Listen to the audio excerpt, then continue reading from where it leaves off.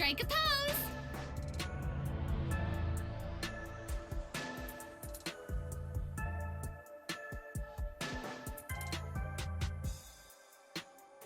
Hurry, hurry, hurry!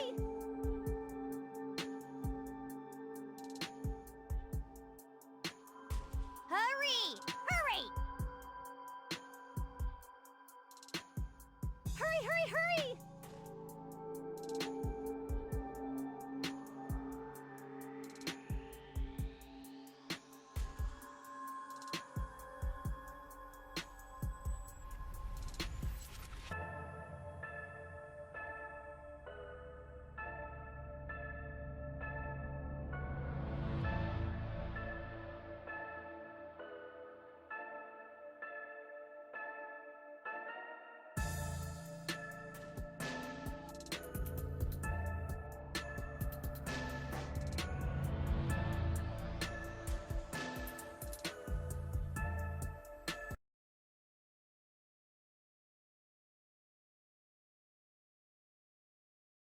Okay, guys, we are back.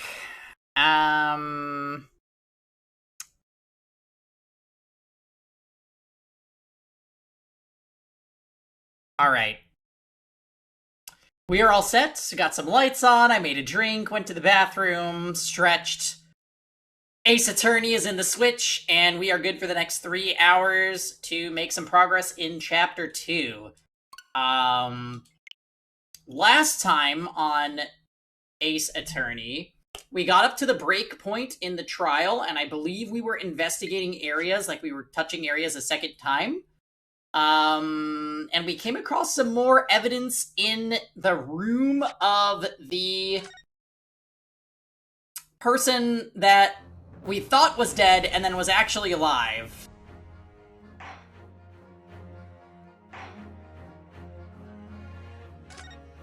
So the whole case, basically, is this one guy, William Shamspear,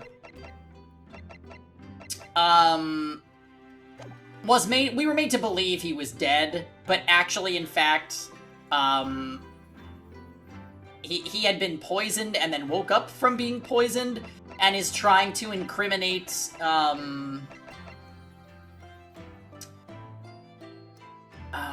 Natsume, who's the guy that wrote I Am a Cat. So, we don't know why. There seems to be some underlying message here about, certain people that are super anti-Japanese.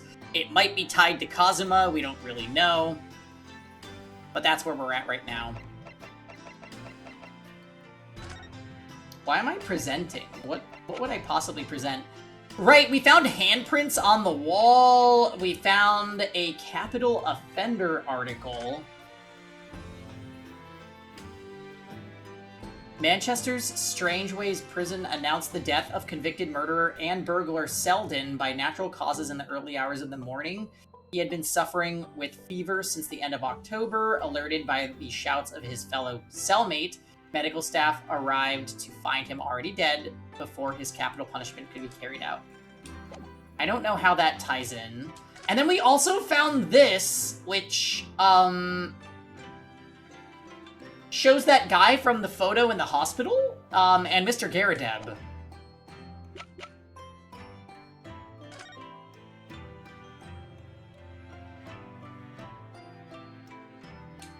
Pretty weird stuff.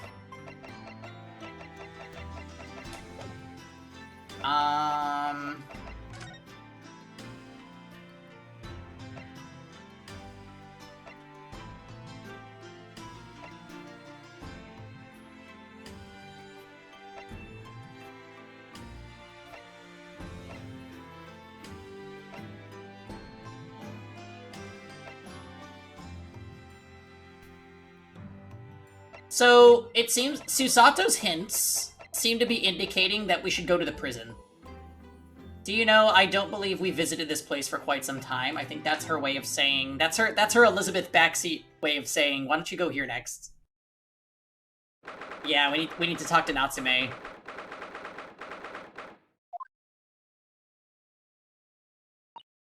Oh, Mr. Natsume's back. So he is. Mr. Natsume, hello?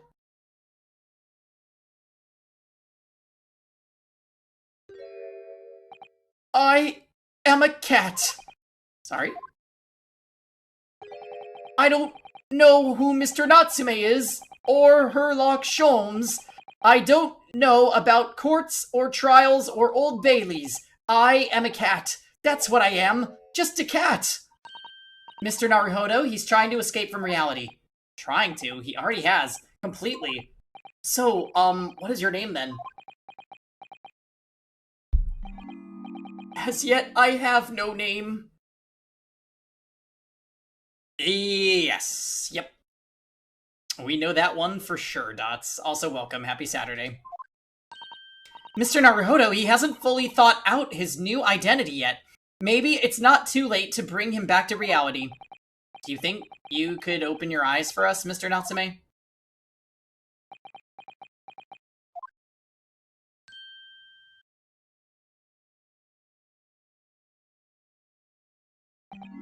I am not a cat. It worked! He's back in the real world. What's going to become of me? No! Don't answer that! It's obvious! My accursed soul is never going to escape this accursed fate! Mr. Natsume, no. This morning's proceedings in court proved that there's hope. Yes, yes. Locum student Mr. Naruhodo Esquire was brilliant, but... The Reaper is omnipresent! In court! In my lodgings! Here! There! Everywhere! What's he looking straight at me for? I think perhaps there are some things we should discuss. Oh, yes. Yes, we must.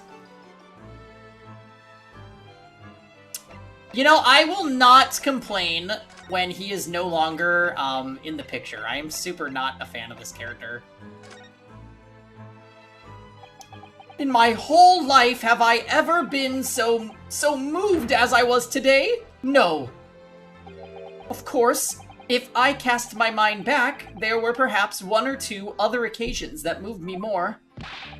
But if I just block those out, then today being in that courtroom was my most moving experience of my life, locum student Mr. Naruhodo Esquire. You're too kind. Scotland Yard found the remaining tea, just as we deduced, and are analyzing it as we speak.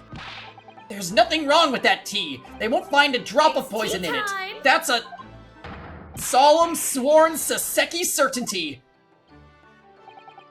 Right, because there was tea in pods in soap. He was using soap to make coins that he could then deposit in his oil machine, or gas machine, so that he could have electricity and heating without using real money.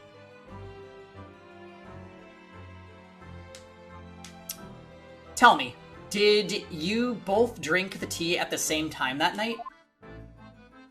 Oh yes, most definitely. Remember, drink tea while it's hot. We both poured it down our throats like it was a hot bath for our bellies. And at that time, you were both completely fine. We found handprints on the wall that I was so tempted to joke about. We did. It looked like maybe their fight had taken a turn. As shown by the fact that he and Mr. Shamspear then engaged in the Romeo and Juliet match, I suppose the focus of tomorrow's proceedings will be how the poison was taken by the victim then.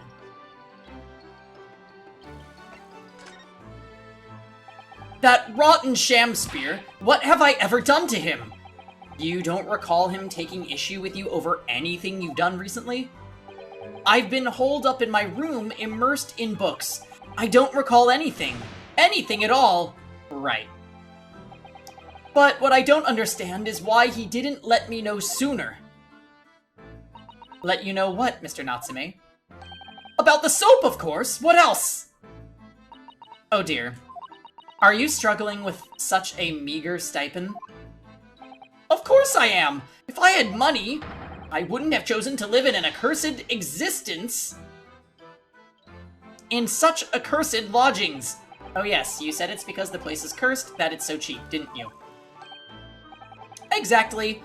Especially the room that I rent. The spirit of that capital offender who lived there still haunts the place, and it's trying to kill me. Capital offender. Oh, the one from the article, okay. Might I ask locum student Mr. Naruhodo Esquire that the next time you visit me, you bring scores of super soft soaps.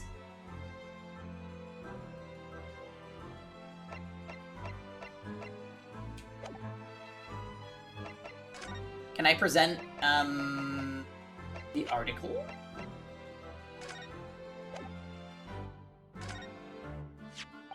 What's this? He makes me want to commit violence. Yeah, I'm not a fan of Saseki either. Or, yeah, Saseki Natsume, that's his name. Meh. It's a newspaper cutting that we found in Mr. Shamspeare's room. Ah, so he knew, did he? Sorry? About this man, Selden. A convicted killer, and the evil spirit behind the curse that afflicts my lodgings. What? He's already taken one young man's life, and now he's trying to take the life of another. A miserable, mustached, much maligned Japanese man. So wait, did he kill the blonde guy? Mr. Natsume, if you know something, please, you must tell us. Tell us everything you can about this evil spirit.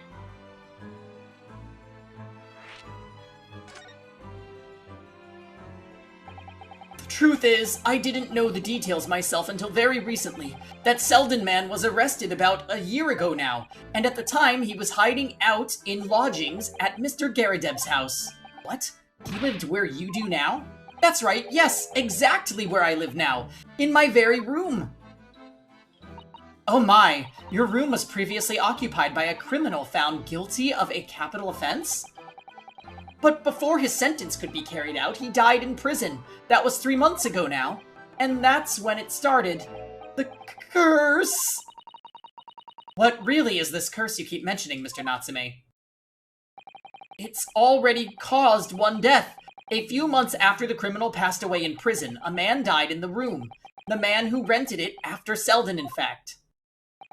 The poor lodger. He was found dead in mysterious circumstances. The room was locked from the inside. Locked from the inside, exactly like the case we're dealing with now. So, that's the convict's curse, is it? Yes, well, that was the start of it. Okay, this is kind of interesting, actually. Do you have any idea how the lodger before you passed away, Mr. Natsume? The official cause of death was asphyxia. When they discovered the body, the room was full of gas. Gas? I only found that out after I'd signed the lease.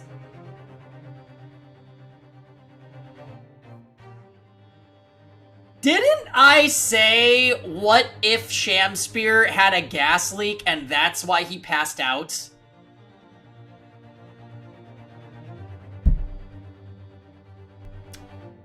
I'm just saying, that was brought up by yours truly. That would be really interesting if that ends up being true.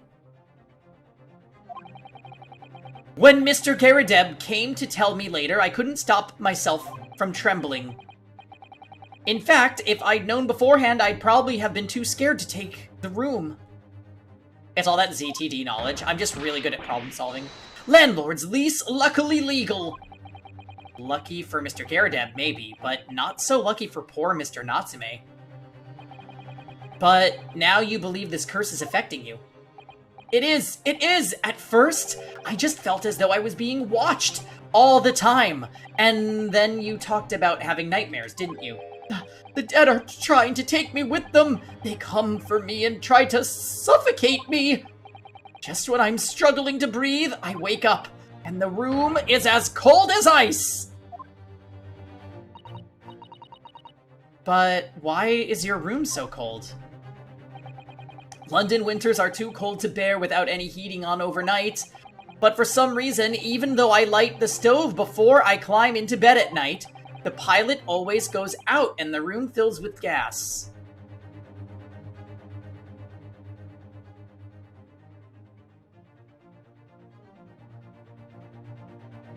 Okay.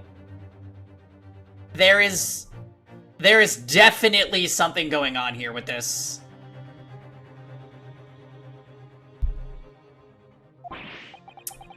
But that's terrible. That's exactly the same situation as what led to the previous occupant's death. And then there's what happened to Mr. Shamspear last night, when he was mysteriously poisoned.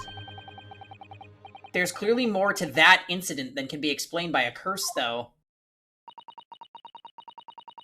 Whatever may be the cause of all these strange happenings in Mr. Garadeb's rooms.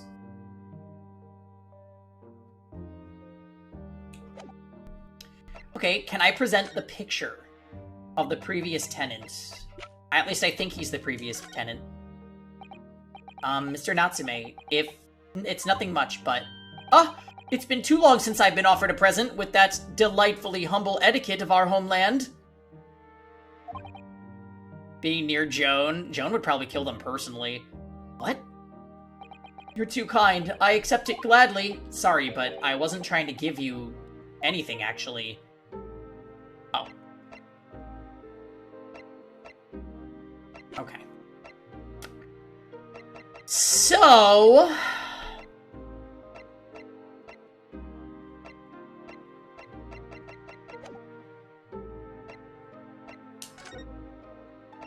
looks like we've talked.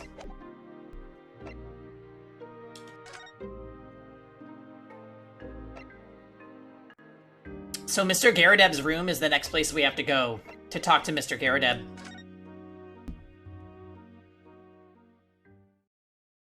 Is he home this time? I tried going here earlier and he wasn't here.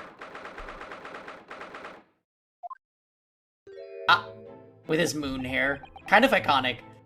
Ah, you're here now, Mr. Garadeb. Right bally business it is for me, you know. Getting out and about. Were you at the Old Bailey by chance? Naturally, fate of my lodgings, hanging in the balance and all that. Not a trial to miss. The fate of what's already been dubbed your haunted lodgings, yes. Of course, the place has caused quite a stir around the capital on more than one occasion already. As the old haunted lodgings, or some such. Ah, well, at least he knows. Makes you wonder what the blazes is going on, don't you know? Oh good, Sholmes is here. Yes, I'm sure it does. In fact, thinking back to Mr. Natsume's other trial just 2 days ago, you were at the Old Bailey then as well, weren't you? Testifying with your wife about what happened. Stopped off at the prison on the way home, in fact. Beastly business. I see.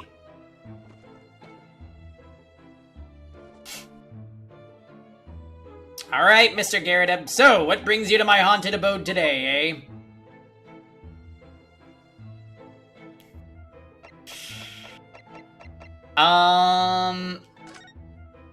Okay, let's talk about your lodgings. Some fishy fellow from the Far East and a failed actor chap of questionable character, eh? Yes, the house does seem to have become something of a magnet for rum fellows of late. Thanks to that bally curse. Convict's curse, you mean? Ah, heard the stories, have you? Rotten scoundrel was arrested here, and then the next chap in the room goes and keels over. Then there was the woman who dropped dead just outside on the street, not to mention the actor yesterday. Am I next, eh? Well, can't help but get the collie wobbles, can you? When you say the woman who dropped dead outside on the street, do you mean Miss Green? Because Miss Green, who was stabbed by the knife, and Mr. Shamspear, who was poisoned last night, are both very much alive still. Yes, well, so is that blasted convict's curse, it seems. Personally, I should be quite content with such lodgings. A bath, a toilet, a fireplace, a fascinating history. Why, it sounds like the lap of luxury. I'm not so sure about that. Well, there's no bath or toilet included, and no fireplace either. But you do look out for your tenants, don't you? By watching the rise and fall of flames in your gas lamps up here. Yes, never hurts to keep an eye on things. in case there are any mishaps or some such. I think you've had your mishap already, sir. Ha ha ha! That's not helpful, Mr. Sholmes. Heaven forgive me, the words just came to my lips.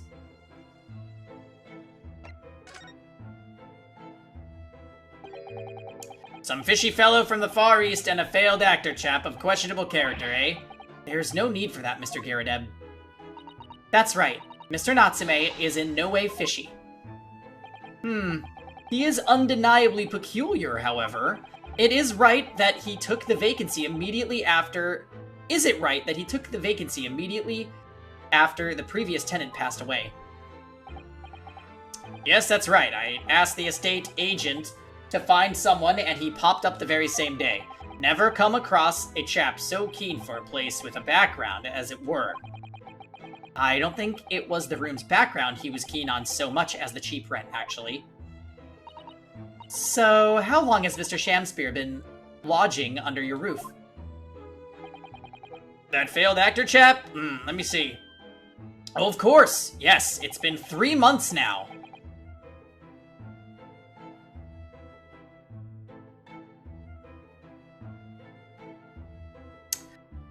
So 3 months ago was when the previous tenant died, no?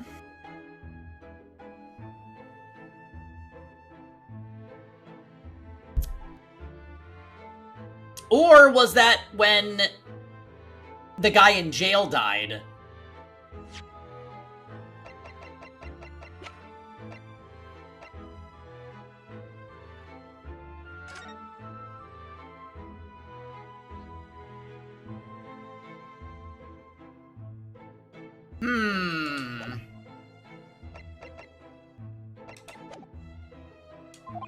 Only 3 months. He's quite new here too, then. And what do you owe your certainty in that regard, Mr. Garrideb, if I might ask? Well, it was that Selden scoundrel, as it happens. Selden? The convict, you mean? Do Selden and Shamspear have some kind of connection? Ooh. Okay, juicy. That convict chap Selden passed away in the clink 3 months ago now, you see. Some malady or other. Yes, we've seen the report from the newspaper at the time. Well, it was only 3 days later that the tragedian showed his face, the actor fellow. I wonder if they're the same person. Really? Oh my god, is he an escaped convict?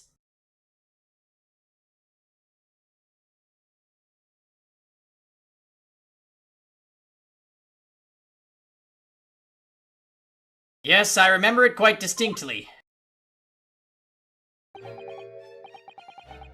'Tis small this world we inhabit. Prithee, landlord, hear my request. I, the humble Shamspear, do desire to take thy room on the middle floor, offered erewhile for rent. Terribly sorry and whatnot, but that won't be possible. Already have a lodger on the middle floor. Ground room's vacant, though. Nothing can be made out of nothing. Let me repeat mine will unto thee. Those curls must be muffling your ears. The room on the middle floor is taken. It's ground floor or nothing.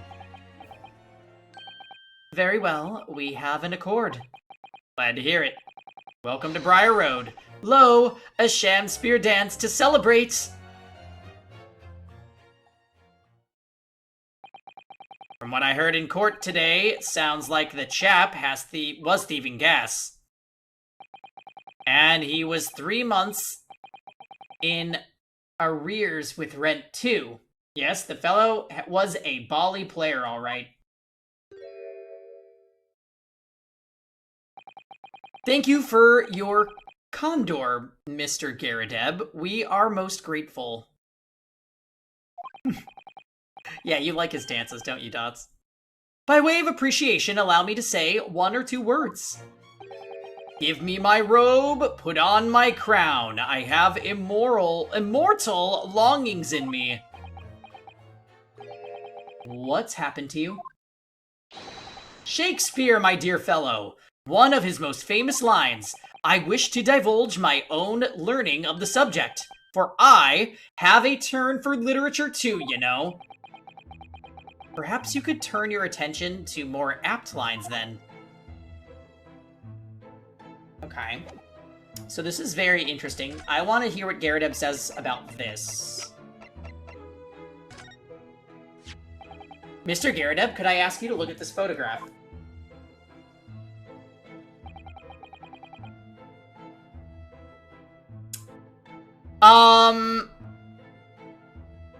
This is gonna be the convict. Because he looks like Shamspear. Is that your son who's there with you? No, not at all. He was a lodger here once. Duncan Ross was his name. Duncan Ross. Street photographer happened to be passing, so I asked him to take a shot, just for kicks, really. So that's the dead tenant, then. Was he, by chance, the lodger before Mr. Natsume? Yes, that's right. Ah, the young gentleman who died in the room in mysterious circumstances. Just what Mr. Mustache was waiting for, one might say. Yes, young Duncan lived in the room at the top of the first flight of stairs before that Japanese chap. Would you mind telling us a little more about him?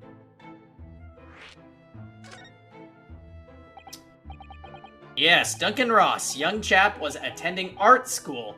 Had to work to pay for it, mind. Moved into the middle floor room about a year ago after the criminal Selden was arrested. Young students are always on the hunt for rooms with a history behind them. A history of cheap rent, maybe, yes.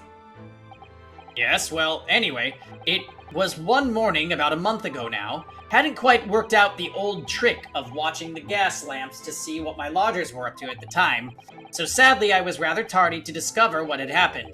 Smell of gas that alerted me it was. Ah yes, synonymous with the smell of death. Called the police straight away, of course, and the officer kicked the door off its hinges. But once we got inside, we all bally collapsed. Because of gas? Yes, room was full of it. No air at all. Stove must have gone out while the poor chap was sleeping in his bed. So Mr. Ross suffocated to death. Of course, the police gave me a sound ticking off because the gas pipes were so old and all that. Can't tell you how much it set me back to have the lot replaced all over the house. But even after you had all that work done, Mr. Natsume says the same thing.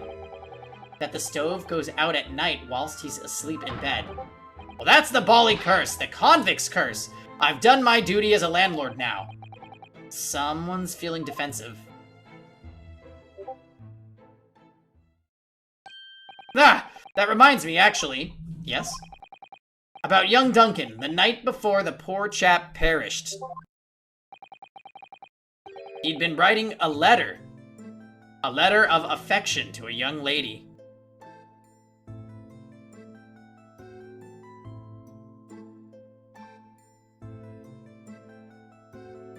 Oh, to Miss Green, we already know.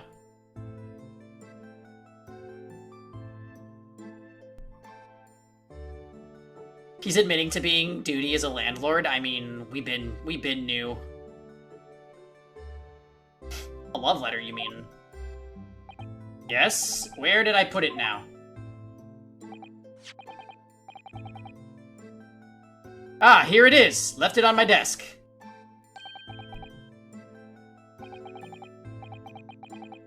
If you'll excuse me, let me see now. What does it say? To my most beautiful and charming sweetheart. Do you think that we should be reading such personal piece of correspondence? My dear Miss Susato, that is precisely why I prefaced my reading with "if you'll excuse me."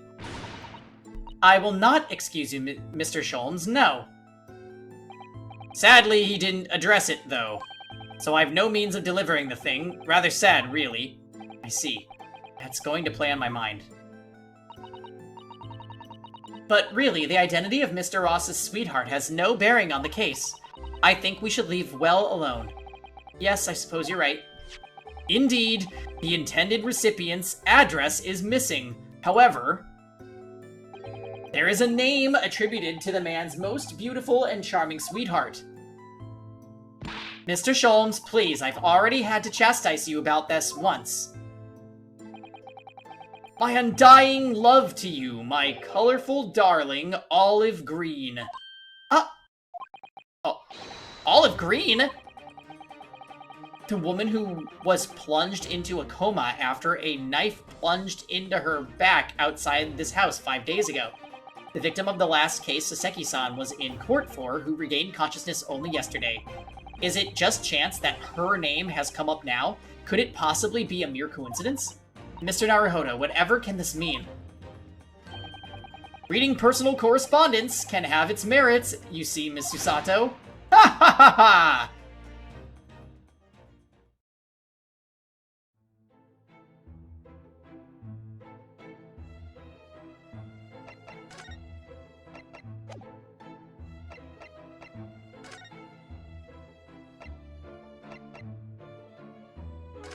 Alright, let's go find her.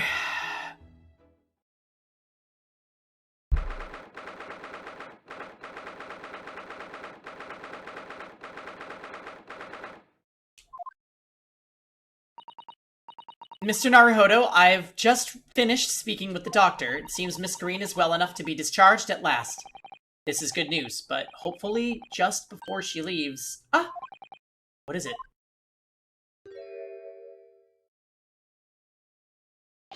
Miss Green!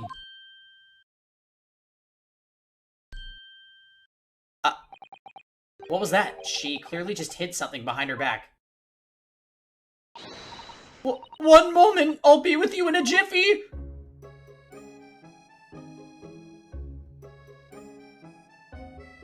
Oh, hello everyone! What are you all doing here? The doctor said I can be discharged, so I'm just getting my things together. Miss Green, what were you just doing?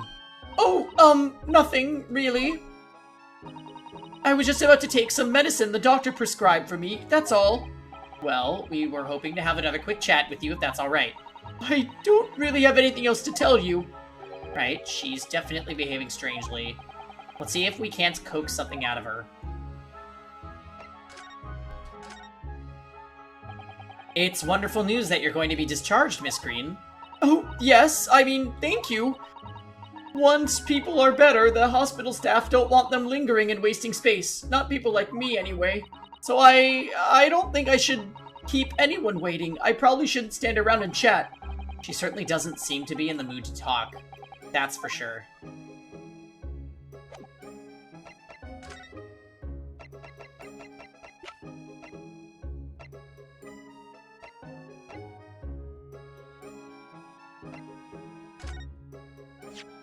Miss Green, we were hoping to ask you about someone. Mr. Duncan Ross. You knew him, didn't you?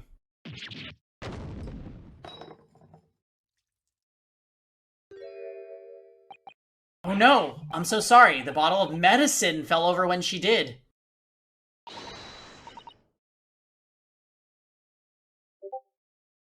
Oh, Miss Green, are you alright?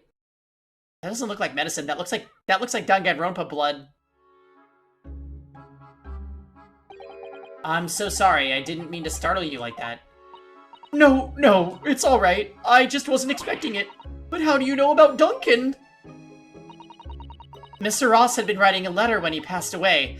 The landlord found it in his room. It was a very personal letter to you. It was at the art school. That's where I met Duncan, a year ago now. He was working to fund his studies. He dreamt of becoming a professional artist one day. Hey Dots, I'm trying to recall in the last episode, wasn't Shamspear in the room talking to her?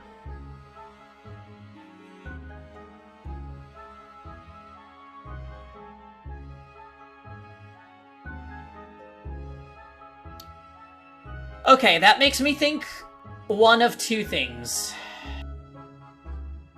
Either Duncan is Shamspear, and he faked his death, or...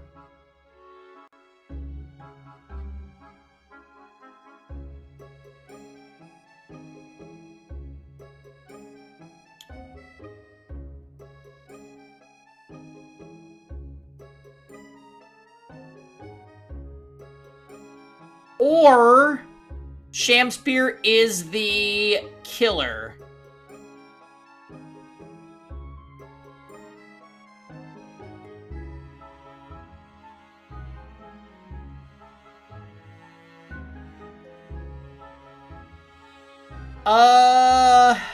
Yeah, we don't have enough information, I think. Kevin just sent me a message. Let me reply to him.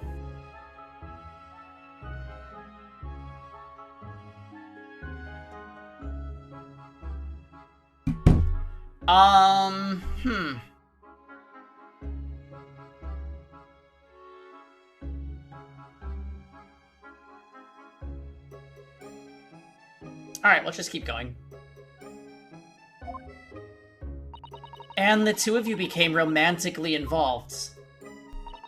Yes, that's right. We were very much in love. We were engaged to be married, actually. That's why he decided to move into a cheaper room to save money for the wedding.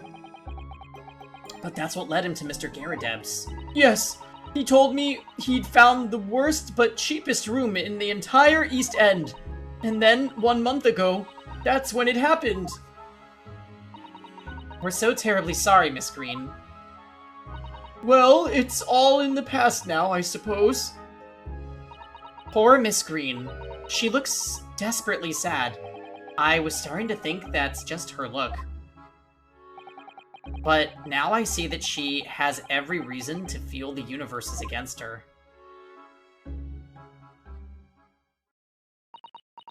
I do hope you won't think I'm being rude, but would you mind leaving me in peace now? I have to leave the hospital soon. Oh, I'm so sorry. We didn't mean to hold you up. Of course, we'll be on our... Mr. Naruhodo! Oh. Surely you were not about to leave. That's quite out of the question. Well, Mr. Sholmes, I didn't realize you were here. But of course I was, my dear fellow, watching intently from the shadows, as always. Well, make your presence known next time. Mr. Sholmes, what's this about? Something which occurs to me with some regularity, Miss Susato, is this. Why do detectives insist on such an ex post facto modus operandi? Why solve a case after it's happened, instead of preventing a case before it happens? Best Boy is here to save everything. Legitimately this time, yes, because,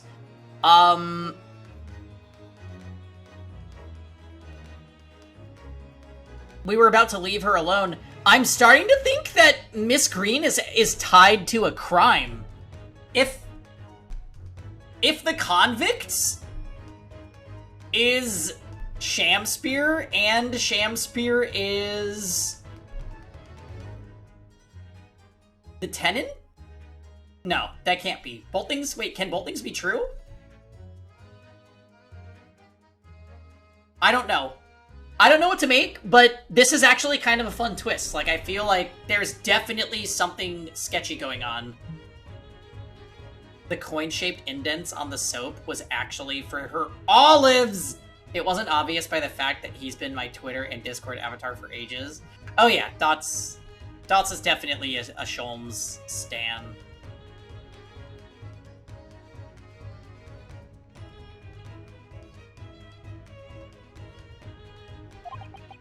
What do you mean? There is a case waiting to happen under our very noses, Mr. Naruhodo, so let us avert disaster! Let us prevent this case from ever happening, with nothing but careful observation. Alright? All the clues you need are set before you. You need only look, and you cannot fail to see. You can do it, Mr. Naruhodo. I know you can.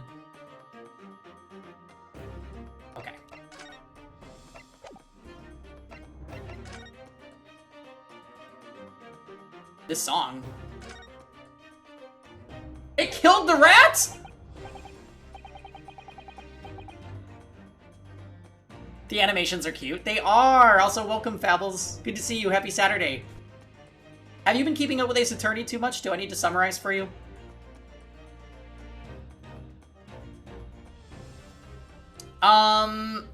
Okay, wait a minute. Okay, wait a minute. A body has been discovered! I'm all good. I'm not a big AA guy, just here to chill. Okay, cool. This case is pretty interesting. So wait, okay. Did she poison Shamspear because Shamspear killed her bae?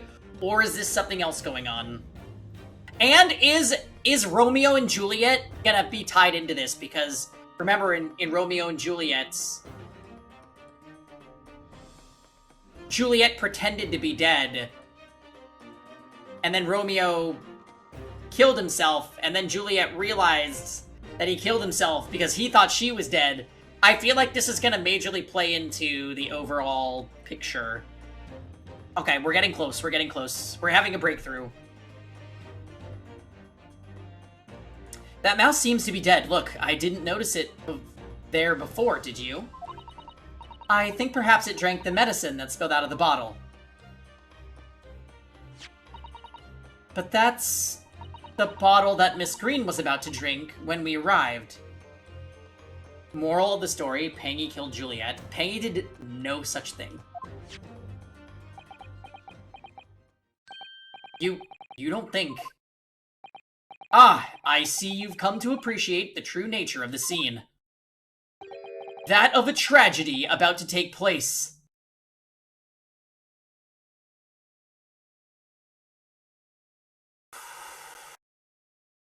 Wait. Yes, I think it's falling into place. Was she committing... Oh my god. Was she committing Sudoku? Miss Green, the contents of the bottle you had before is spilled out onto the floor, and the poor mouse drank it and has sadly died. I think it's clear that the bottle must have contained a powerful poison. Basti Temenos' story continues to slay at every moment. Yes, they're amazing. Gotta run and eat supper. Sounds good, man. I just got a text from Kevin that he's bringing back tostadas and carnitas, and I am... big Gabate energy.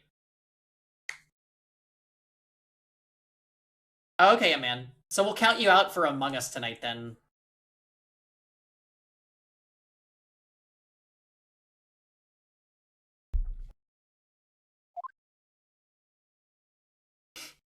If I get a second win, I'll join. Okay, sounds good. Miss Green, were you intending to go the same way as that rodent? Oh my god, look how serious he is. To take your own life. Ah! Once we'd left, you would have put it to your lips again, wouldn't you? And taken the poison. No! Miss Green, please, talk to us.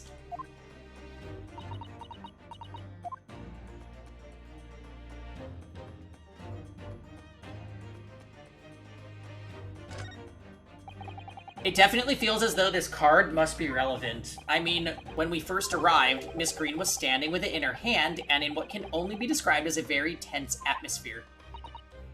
Yes, it may very well be related to whatever incident Mr. Sholmes believes was about to happen here. Perhaps we should ask Miss Green about it.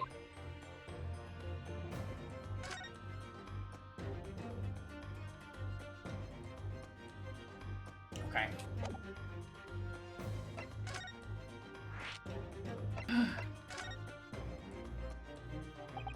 10 seconds later, and we would have arrived at a very different scene here. In all probability, we would have not have enjoyed this much delightful conversation. Of course, perhaps it hasn't been quite so delightful from your perspective, Miss Green.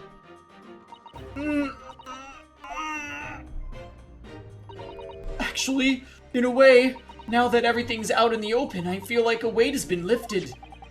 Tell me, how did you acquire that medicine? Well, with this being in a hospital and all, when the doctor comes to examine me in the mornings, he always leaves the medicine cabinet open for a while, so I snuck this out when he wasn't looking. It conspicuously lacks a label. I wonder what it contains. I'm afraid I don't really know. But I thought that if I drank it, it might just stop the pain somehow. Oh, please, Miss Green, don't talk of such things. Well, it seems clear now that it contains poison. Yes, that poor little mouse is proof of that. No! Oh, it's all my fault! What have I done? I shall remove this to my office, Miss Green. I take it you have no objection? No, none!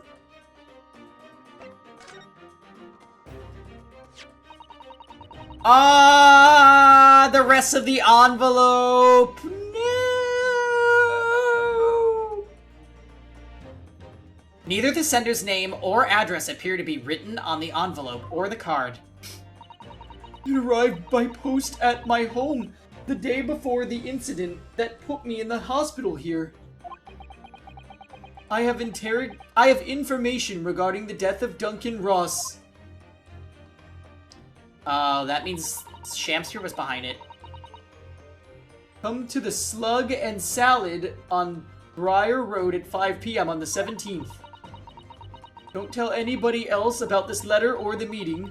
It is a matter of utmost importance.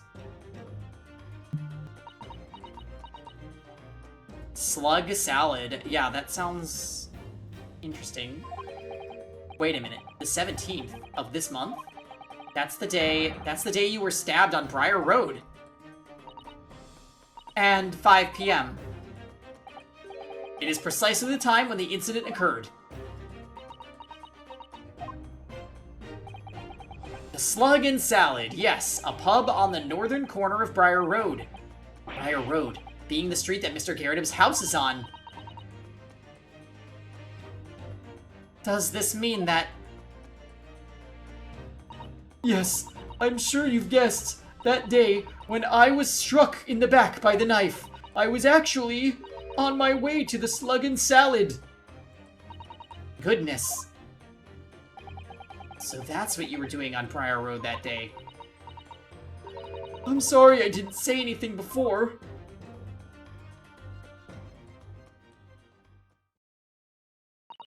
I think I really will have to ask you to excuse me now.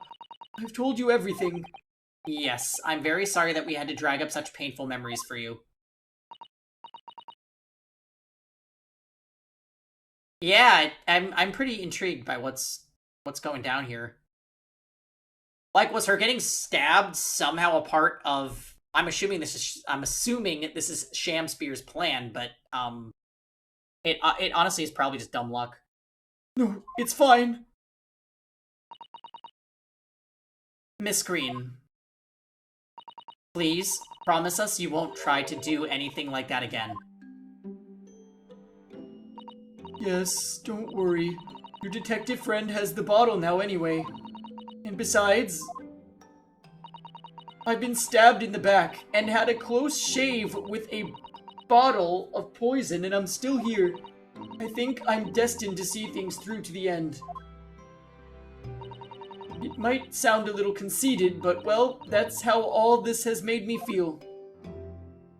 Aw. It gets better, Olive. Leaving Miss Green and St. Bartholomew's behind, we made our way back to Baker Street with Mr. Sholmes. Well, it would appear we've reached the end of our investigative trial for today. Yes, it's late. And Mr. Naruhodo, did you discover anything that may be of use to you in your court tomorrow, do you think? Details about Mr. Shamspear, Mr. Garrett's lodgings, the convict Selden. There are many facets to this case, and we're yet to see to the heart of it, if you ask me. Agreed. That's my feeling anyway. I can't help wondering about the results of the analysis. Into Mr. Natsume's tea, you mean? Yes. Will they have found strychnine in it or not? Well, I fear that either way, it will be hard to escape the grip of our friend, Mr. Reaper. Oh dear. Yes, Baron von Zeeks. But I wish you every success, of course, and though I was late to rise this morning, tomorrow will be a new dawn. I tend to spring from my bed at a crisp hour and attend the trial. Mr. Sholmes, you're going to come? Indeed, whatever happens, I shall be there, assuming my eyelids cooperate in the morning. Well, I think we've done all we can. All that's left is to remain focused and keep fighting for Mr. Natsume's cause until the very end. Yeah, I'm kind of hyped to see how this all comes together. Like, Shamspear is probably the convict. And he's no stranger to faking his own death if that's what he did in jail. So, he probably faked his death in jail, and then tried to fake it again, but we don't know why he would try to implicate Natsume.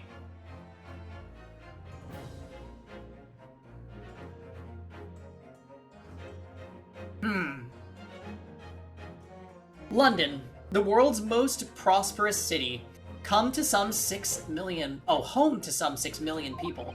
But away from the razzle-dazzle, down back alleys and behind bricked-up windows, the lonely lurk. Saseki-san had battled long and hard with loneliness during his many months here, and so I felt honor-bound to battle equally hard for my compatriot, to lift the curse that gripped him. As Mr. Sholmes said, tomorrow would be a new dawn, for all of us.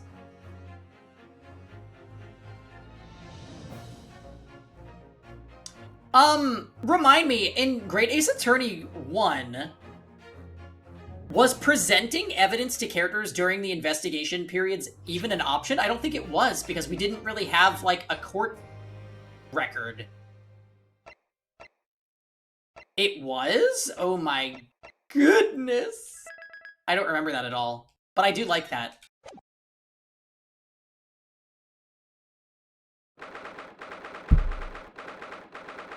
Alright, February 23rd. That's actually pretty close to today's IRL date. My goodness. It's just a standard feature in the series.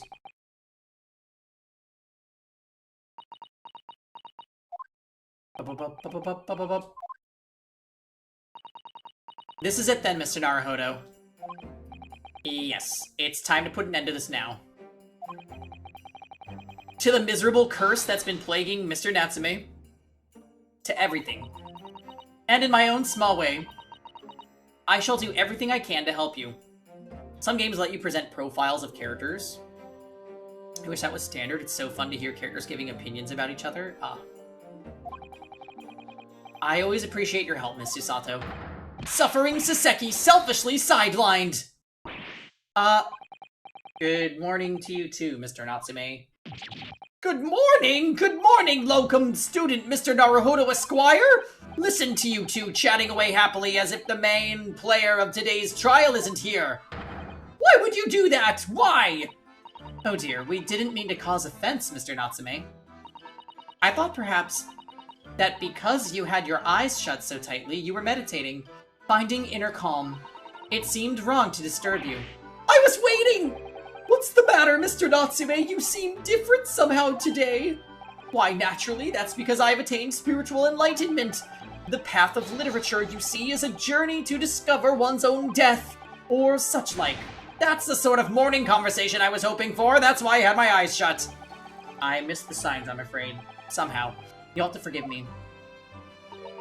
And you mustn't talk of your path leading you to death, Mr. Natsume. That was just an example! Oh yes, there it is. Inner calm. You barely came to see me at all yesterday! I was sure you'd abandoned me and returned to our beautiful long-lost homeland! Yeah, he's just dramatic, exactly. We've not even been in Great Britain a week yet. Yes, well, anyway. I intend to set everything straight in court today. I'm determined to uncover the truth. So wait, the first 4 trials of Great Ace Attorney 1 take place in 1 week?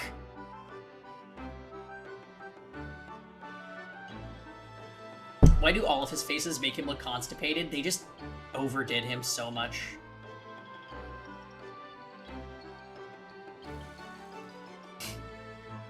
The timeline is crazy fast. Ugh! I've actually reached an important decision myself. Oh, what sort of decision? I shall fill you in after the trial. Alright.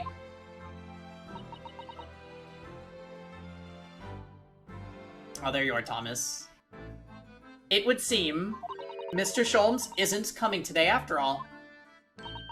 It's a very clever message, I think. My dear fellows, you must win this battle on your own merits. It's a very clear message, I think, that he's overslept again. The original games are like, we need to decide if we should execute this dude in only 3 days. Sheesh. The great detective, my arch nemesis. Long may he stay away, if you ask me.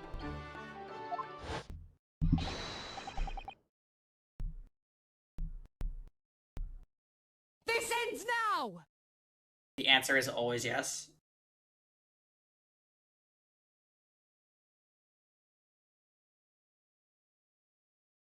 Jesus. Got it. Defendant and your legal representative, the trial is about to begin. Make your way into the courtroom immediately. Here we go. Today, once again, we face the Reaper. And then the Reaper stands for the prosecution. The defendant's fate is sealed. But I don't believe in that legend any more than I believe in Saseki-san's curse. Truth is hidden somewhere. And I won't let it escape me. Right. I have to keep believing in my client and keep fighting to the very end, that's all. Just like Kazuma-sama would have.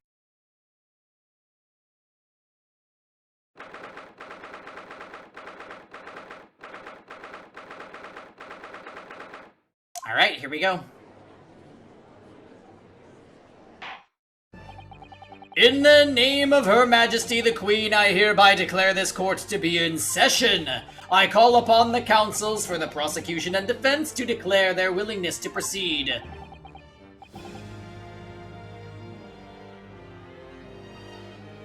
I wonder if they banged. I'm positive they did. Prosecution is ready. Yes, the defense is ready. Very good, and now I call upon the 6 ladies and gentlemen of the jury, chosen by lot to represent the will of the people in this trial. Are you ready to proceed? Absolutely. Justice will be done. You mark my words. I feel obliged to say I feel especially ruthless on days when my hat is sitting just right. Oh, well, I wonder if you could adjust my hat for me, and please be as ruthless as you like. Thieves deserve to die, if you ask me. Especially gas thieves. I've no sympathy for the man at all. Look, I just said it yesterday, and I'll say it again now. I don't have time for this. I've got my own problems. May the Lord show us all the light here, and lead his flock to a righteous verdict again today. Now, Lord Van Zeeks, what can you tell us? The prosecution's report, please, for the court. In relation to the theory expounded by the defense yesterday regarding the defendant's tea. So he does have the results. Oh, not immediately pouring wine.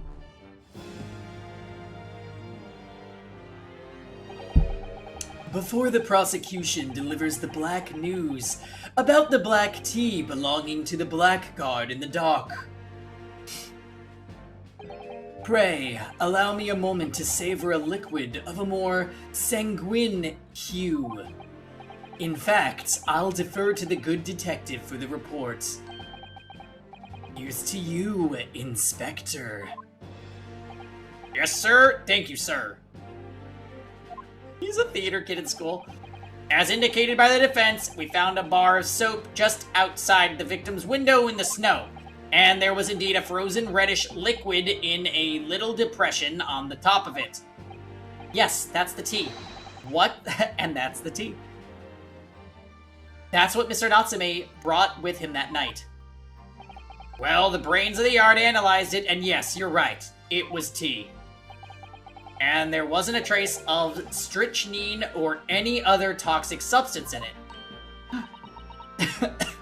No poison at all.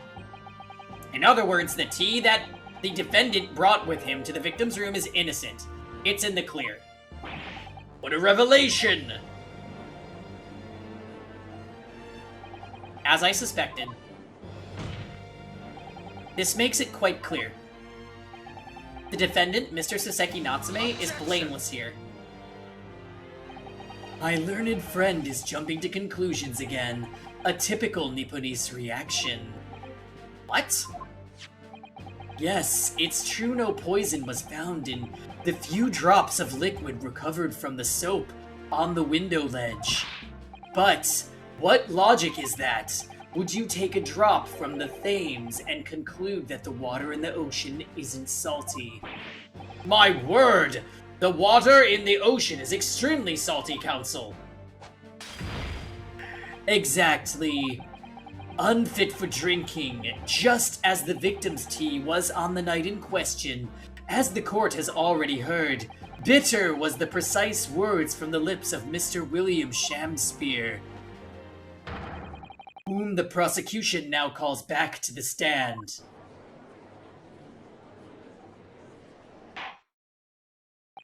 Very well, I will uphold the prosecution's request. Mr. Shamspeare. Yes, it sounds like we're going to have another confrontation with our theatrical friend.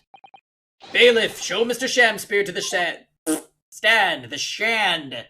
The stand. Mr. William Shamspeare, the victim of this despicable crime. Oh heaven, oh hell, do you command me to remember?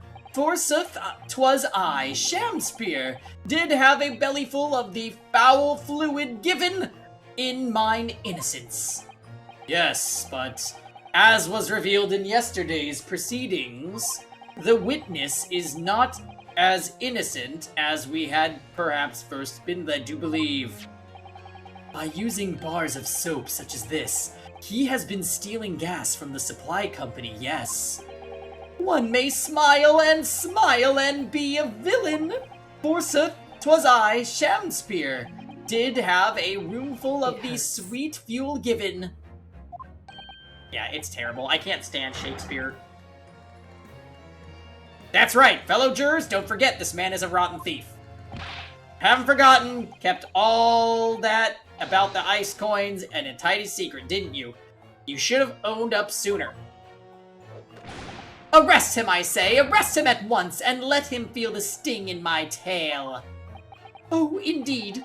By dint of vile, cowardly means have I plotted to further mine own ends, I confess.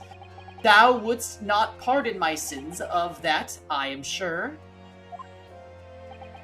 Yeah, I know, now that the ice coin tech is out, everyone's gonna take advantage of it.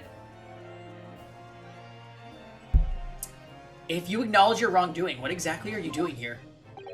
Cowards die many times before their deaths, and for a coward such as I, death be well deserved. Would it be a still greater crime passeth unpunished? For lo, the hairy-faced gentleman of farther east than Verona did contrive to poison me. But there was no poison in the tea found in your room. The police have attested to that. What the defense would assert as an inconsistency will quickly be cleared up by the witness's testimony. Is that not so, Mr. Shamspeare? Verily, my liege, I would most gladly speak. Very well, let the witness testify to explain this inconsistency. Tell the court why it is that poison apparently entered your body, though none was found in the tea. Alright, here we go. Boop, boop, boop, boop, boop, boop, boop, boop, boop. The Japanese man did come to my chamber with tea brewed in a pot. 'Twas in my cup alone that the wicked miscreant secretly poured his wicked poison, whilst feigning distraction in our debate, ne'er did a drop of his own drink pass his lips. When he departed by and by, I did use the tea that remained in his cup to make my coins of ice. Thus, 'tis no surprise that poison can be found in the tea I did pour into the molds of soap. Okay. So, got it.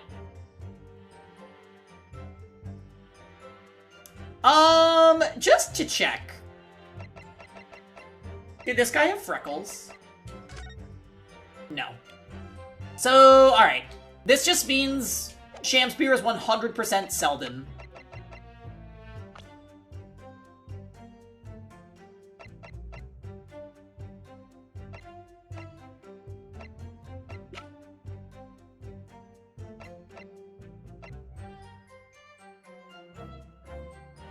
Well, actually,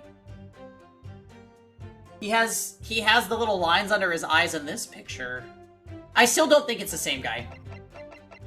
It's interesting. I was kind of hoping we had a picture of Selden, but that might make the case too easy.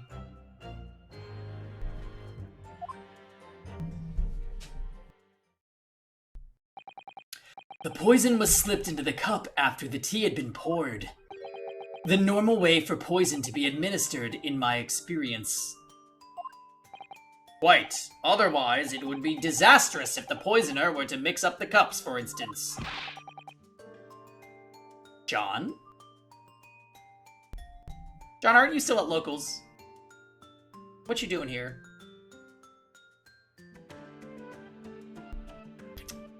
Hurry, hurry home! We have a Kiki tonight. Oh, okay. But no poison bottle was found at the scene. Because, quite simply, the Nipponese took the bottle back to his own room. The absence of a vessel containing the poison only becomes problematic when considering suicide. Ugh, I knew that. By now, it should be perfectly clear. A bar or two of cheap soap is wholly insufficient to wash the deep stains of guilt from the accursed's hands. Accused, even. Ah! Sirs, madams, 'tis true that I, Shamspear, be a common thief of gas. But, listen here, ladies and gentlemen.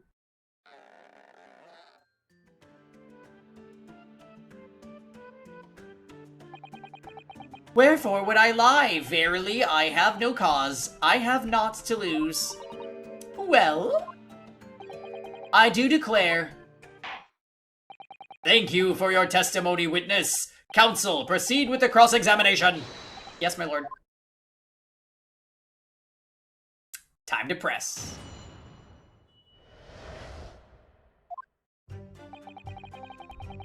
Okay, the Japanese man did come to my chamber with tea brewed in a pot. Got it. I understand that you were already acquainted with Mr. Natsume, is that correct? I know thee not, old man. Fall to thy prayers. Do I know thee or know thee not? Methinks 'tis all I can know that thy destiny mingles with mine. You lost me at the first thee. Zounds, sir.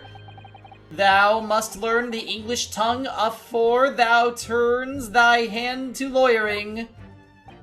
I did, but I must have missed the archaic Elizabethan lecture. Verily and in truth, 'twas a fine flavored brew, though a drop of poison did barb its sweetness, as the thorn doth barb the sweet rose. That, dear friends, be the simple truth. So he didn't answer the question at all. Listen to Mr. Shamspear. He seems in even better form than he was in yesterday.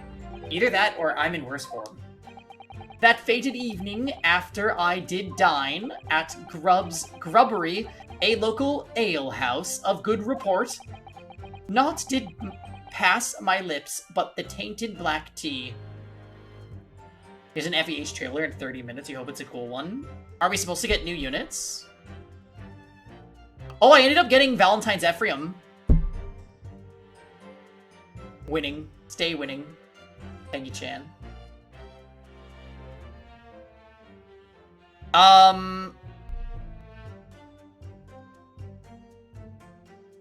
Also, they were very generous with giving away 5 stars in the past, like, 2 weeks. There was a bunch of tickets. I got some fun new, like, extra units. And an Anna ult that I'd been hunting for dupes for. The red New Year's bow Anna.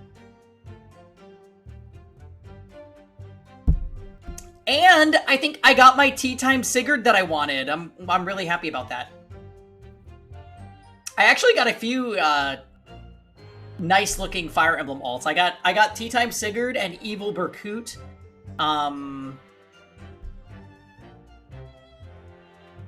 Yeah. I kind of want to summon on the blue Owain banner, but I might not. I might already be gone, to be honest. I haven't logged in a few days. But behold, the poison was not in the tea at first. It was in my cup alone that the wicked miscreant secretly poured his wicked poison. Hold it! Are you saying that you saw the moment when the poison was added to your tea? To have witnessed the act and then drank the tea? Does thou describe the actions of a fool? Quite so, quite so. Probably one of the more generous here, have a bunch of free premium units events that they've done for a very long time. I mean, the game's been out for 7 years, so I'm here for it. You know what's disrespectful though, Kuroi? They gave me several Summer and New Year Gunthras. I was like, this bitch is not good. She is dated AF. The aesthetic's fine though, I guess, for New Year's at least. I can't be bothered with women in bikinis.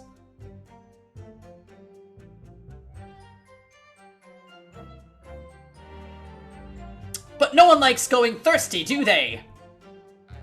Sooner would I die quenched than parched. Would I have the choice? Actually, on the night in question, the water main was frozen, I believe, wasn't it? Were it not for the tea in sooth, I would sooner have died frozen than quenched or parched. Right. No ice coins means no heating. The witness had more than one brush with death on the night in question, it would seem. I got in a few of those too. They gave me Summer Robin. Oh no. Summer Robin is so bad. It's Girl Robin, right? I don't even know what... Is she a Lance unit? Time to plus 10-er.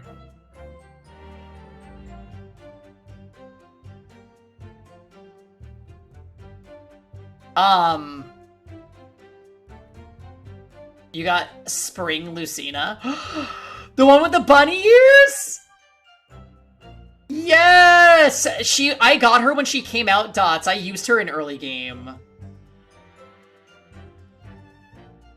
Yeah, some of those older units, it's like, please take these off of all banners. Or just add them to the standard polls, thank you. Spring Lucina? Yeah, I don't know if she was... I don't remember her kit at all, but... There was wild stuff that was good back in the day. Even Lyn was good back in the day.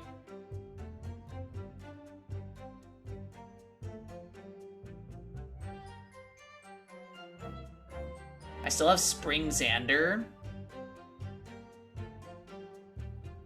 Spring Xander? That's... No, it's Summer Xander that has the missing nipples, right? Spring Xander... I can't picture what he looks like. He probably just has like a top hat or something. Summer Xander's the one missing nipples. Criminal.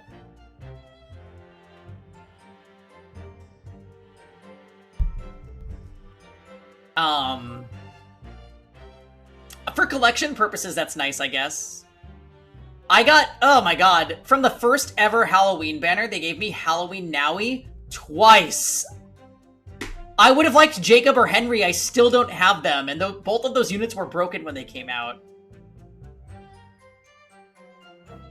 I think Halloween Nowy was actually good too, because she had like extra movement back when no one had that shit.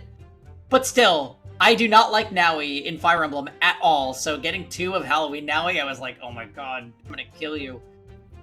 Gimme Anna dupes.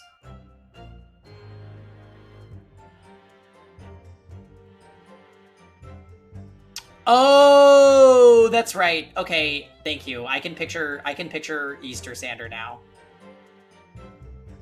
He was terrible, right? He was terrible on launch. Yeah, there he is. Oh my god. Actually, though, this art is giving. Play with me. He looks great in this art. Oh my god.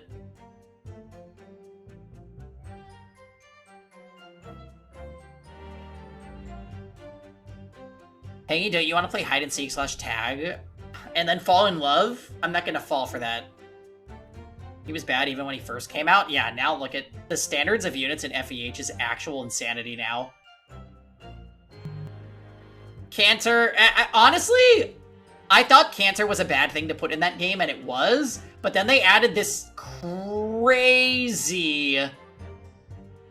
pre-battle fixed damage thing. I'm just like, oh my god.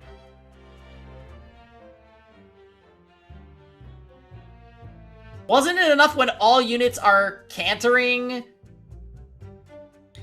healing after combat, and reducing damage? Like, good fucking god. Unreal. I feel like the stocks in healer type units is like gone.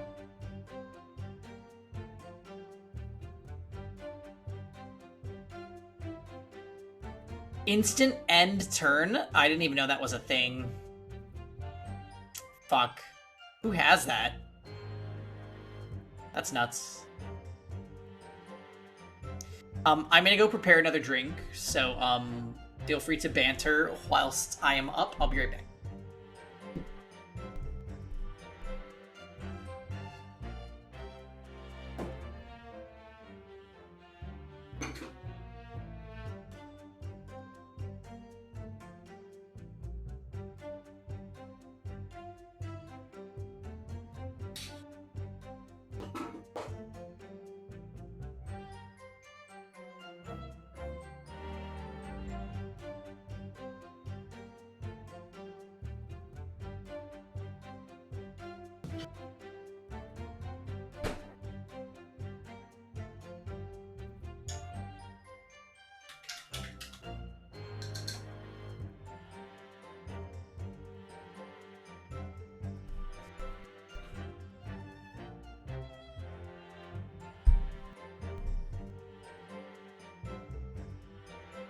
Not the stop playing skill, I know. Valentine's Lion is the big one. Oh, I know, he's terrible to deal with. I mean, he's OP. Free battle stuff is especially egregious because it bypasses Medeus's on guard.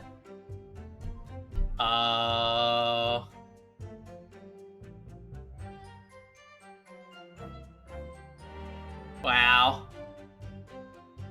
Yeah, FEH it's gone... I mean, I've been saying this for years, but I think truly FEH has gone, like, off the power creep edge. I don't play the game seriously at all, though, so I don't really care too much. I just like to collect units. Do we know what game characters are coming from for the next banner? Were there any speculations, or are they just gonna surprise us? I would like more Thracia, but we just had a banner, so probably not going to see that till the summer or something. You know what would be cool? Give us FE6 and add Lance. Lance is still not in the game. Engage, Arcanea, and Fates are all due. Oh my god, Fates? Who would they even add?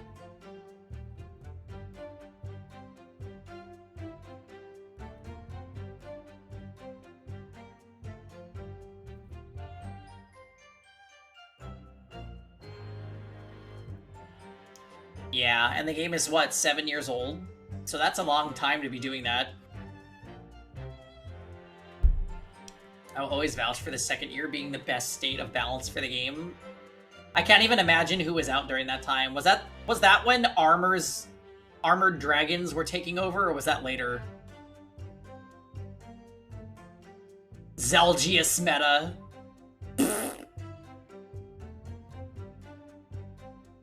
Actually, I feel like that was Dragon's meta. Fjorm was really good. She's probably still okay. Maybe power crept too hard.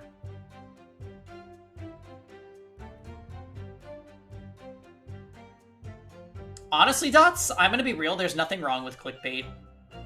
If you're YouTubing as a source of income, Potentially, or just even just to grow your channel, not even income, I think it's fine. Wrong.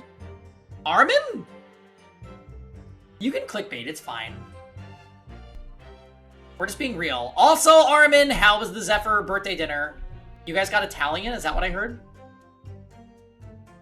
If there wasn't cheesecake, I'm gonna be mad. A lot of armor meta with them trying to get infantry and flyers to keep up again, right? Armors are still pretty good, huh, Kroy? I'm getting hungry. You're working on the Khalil video? Zephyr! There you are, birthday boy. I hope you guys are having a great day. Happy birthday. I saw you guys. I'm so fat and full. That's the best way to feel on your birthday. We're triple featuring, and I'm getting really sidetracked during Ace Attorney right now. We're making margaritas? Let's fucking do it! Make sure it's a toast. Let me know when to toast. I have gin.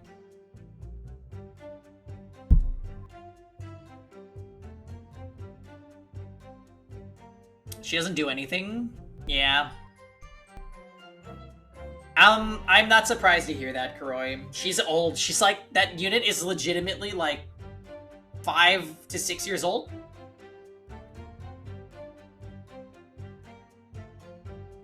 Yeah.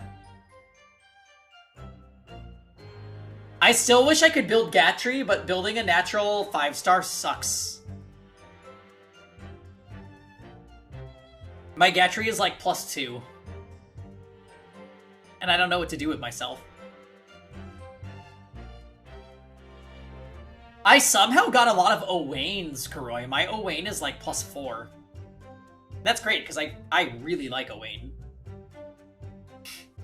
I basically could never play the game at like a competent, like high level because all of my +10 units are ass. Silas, Odin, Raven, who's like okay-ish. I'm getting an Axe Sylvain, the Cavalry Sylvain. He's working on it. My Muriel's like +7. But yeah, it's rough out here. I got a dupe of Green Claude, which apparently is really good. Yeah, a lot are super mediocre. I'd have to study the game in order to build them properly, and I just don't. FEH is like, it's my silly Fire Emblem fix when I'm not playing Fire Emblem. Fargus is really good right now. Oh, I noticed you had Fargus built, Kuroi. Because I played that weird, like, auto battle with your friends mode, where like it makes you pick units and then you team up with somebody.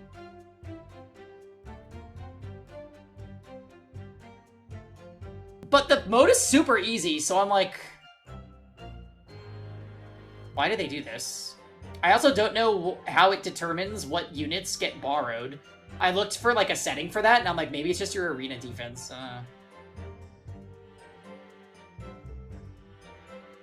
You have to provide your own premium skills. I think that's my problem. I'm getting LPT syndrome where I just want to like build every unit, but there's like 1,000 units, so I'll never do it. But I feel bad turning people into skill books and using their skills. I still do it.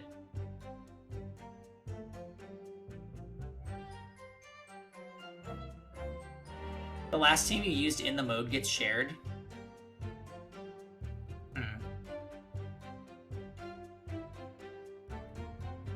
Well, I just set it to be a bunch of the bonus units. Like, I think it was like Heroes and Awakening, so I just did that. You could always pull from Divine Code's Redemption. True.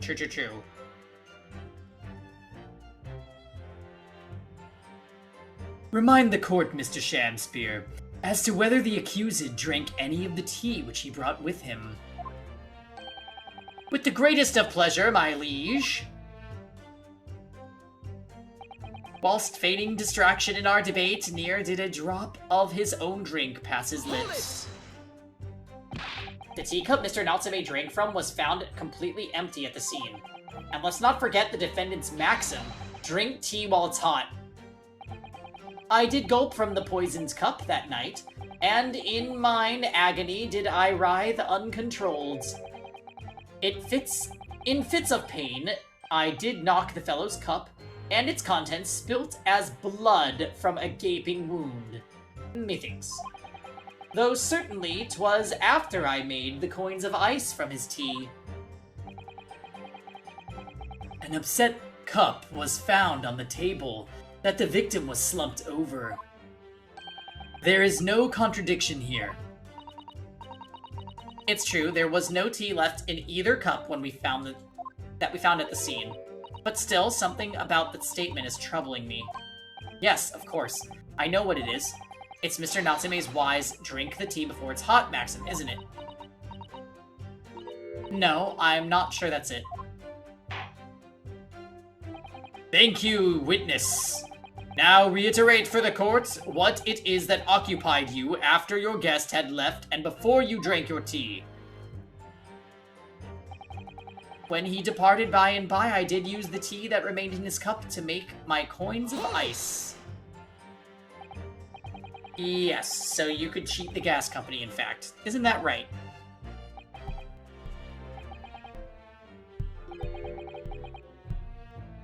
To cheat or to die, 'tis life's only choice. Yes. Faith, to cheat, be the wise choice. And fine occupation, be not an ugly one. Prithee, dost thou not see beauty in the simplicity of the ruse? No, I don't. And be very sure, sir, once this trial is over, Altamont Gas will take you to task over this. Legal task. I shall not run, I shall not hide. Sooth to say, I have nowhere to run, nor to hide. But, my lady, what wouldst thou with this pitiful player? Oh, I'll tell you what I'd like to do with you. Starting with the shoddy shirt on your back. It's time for a Shakespeare dance! What a harsh world we live in. The thieving of the gas was addressed in yesterday's proceedings. The prosecution calls on the defense not to muddy the waters with irrelevancy. Consider that a warning, counsel. Declare him guilty and send him to the guillotine post-haste. Well, we have to uncover that he is actually the criminal that was supposed to die in court. Die. Okay, or we just kill him now. Yes, my lord. Why am I the one in trouble here? Mr. Shakespeare, after the accused returned to his own lodgings, you used his tea to make your coins. Is that correct? To cheat or to die, I did make my choice many moons ago.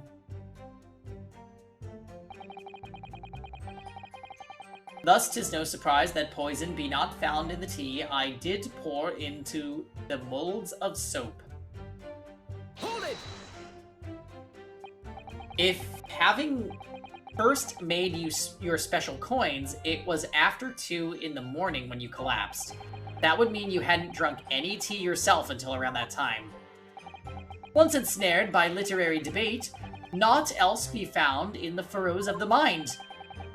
The debate about Romeo and Juliet, you mean, and who was the stronger of the two. Rightly did I pay no heed to the tea, as I wrestled with the abominable fellow. I don't remember debates like that when I was studying. Are you suggesting that neither of you actually drank the tea whilst it was hot that evening? My lord, wouldst thou be privy to some Shakespearean wisdom? Husband, wife, and tea ought I tepid be. Ah yes, so very true. Everyone has different preferences when it comes to tea. I think you might have interpreted that wrongly. So it's been proven that there was no poison in Saseki-san's tea. Though that should be hugely in our favor, but the atmosphere in this courtroom today.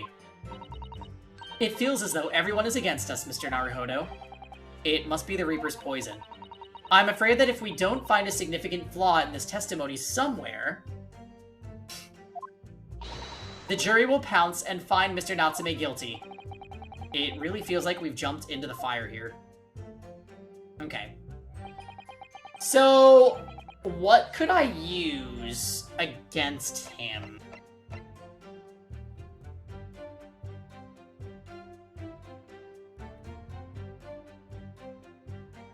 So, there's this weird detail about the tea ring. Why would there be a tea ring in his cup and not this cup? That would mean this tea stayed in the cup longer to stain it, correct? And in this one, it was drank up earlier. So that could actually be a point. Also, excuse me, keep itching my nose tonight. It is just... I've got an itch and it just cannot be taken care of. Okay.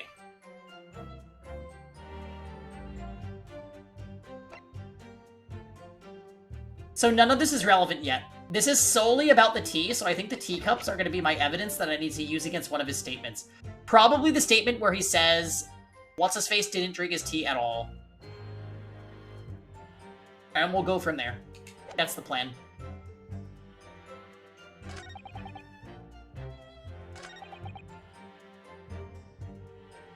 I'm presenting. Objection! You claim that Mr. Natsume didn't drink a drop of tea in the night in question. But that's impossible. How? Chop logic. What is this, ye dark, clad fiend? The two teacups from the scene, one used by the victim and the other by the defendant, have a clear difference between them. One that represents incontrovertible proof. Incontrovertible? What difference? Look at the inside of the cups. Just here, there's a clearly visible ring. Yes, a tea ring. Commonplace enough. Indeed, such stains occur all too readily when one leaves tea in the cup for a while. And yet, Mr. Natsume's cup has no such ring. Good lord, you're right! It's completely clean! And prithee thee, sir, what makest thou of it? Exactly what Mr. Natsume told the court yesterday, the Japanese saying he quoted. Drink tea while it's hot! That's right. Yes. The jittery Mr. Natsume was true to his usual self that night and drank his tea in no time. If, as you claim in your testimony, he didn't touch a drop of his tea, a ring would have developed on the inside of the cup as well. After several hours, the tea was left standing.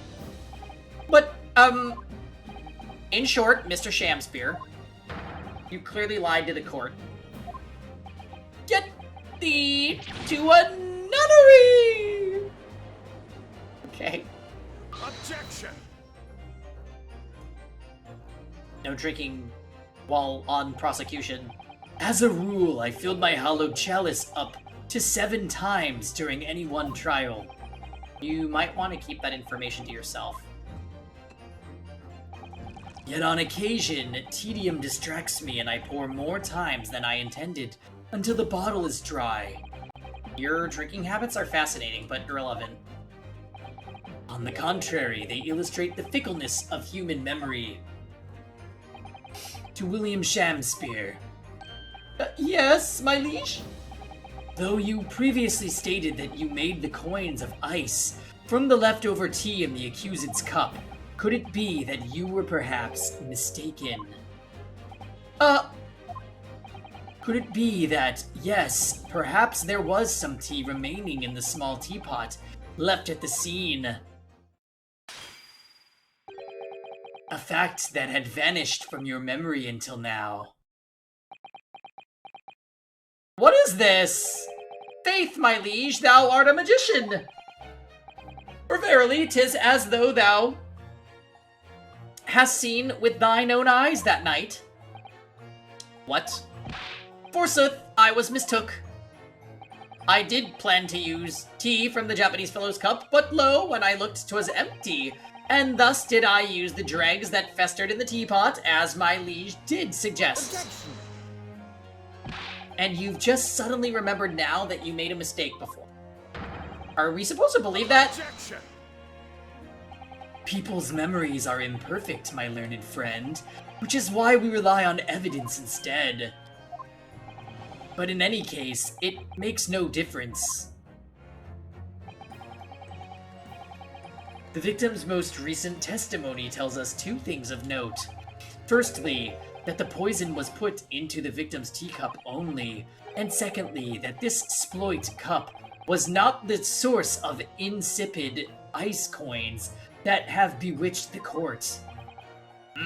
The prosecution makes a fine summary of the facts. No, he absolutely does not. Furthermore, that testimony remains valid and in full support of the established facts. In other words,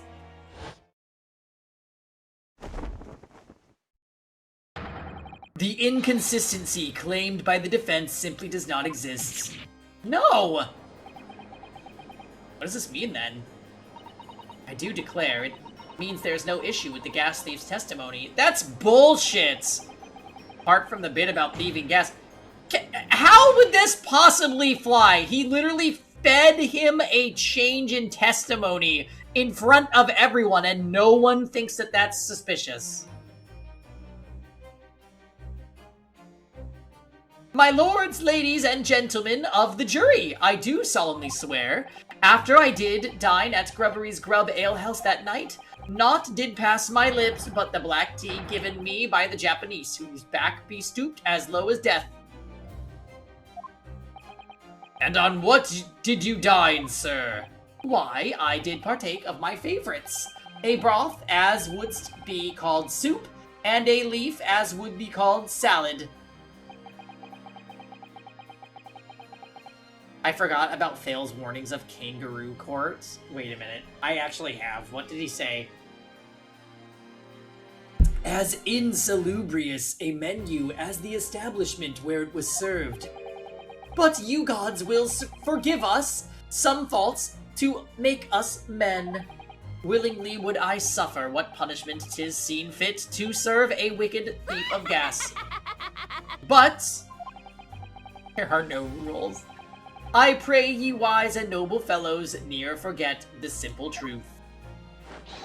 That be one thing, and this it be another.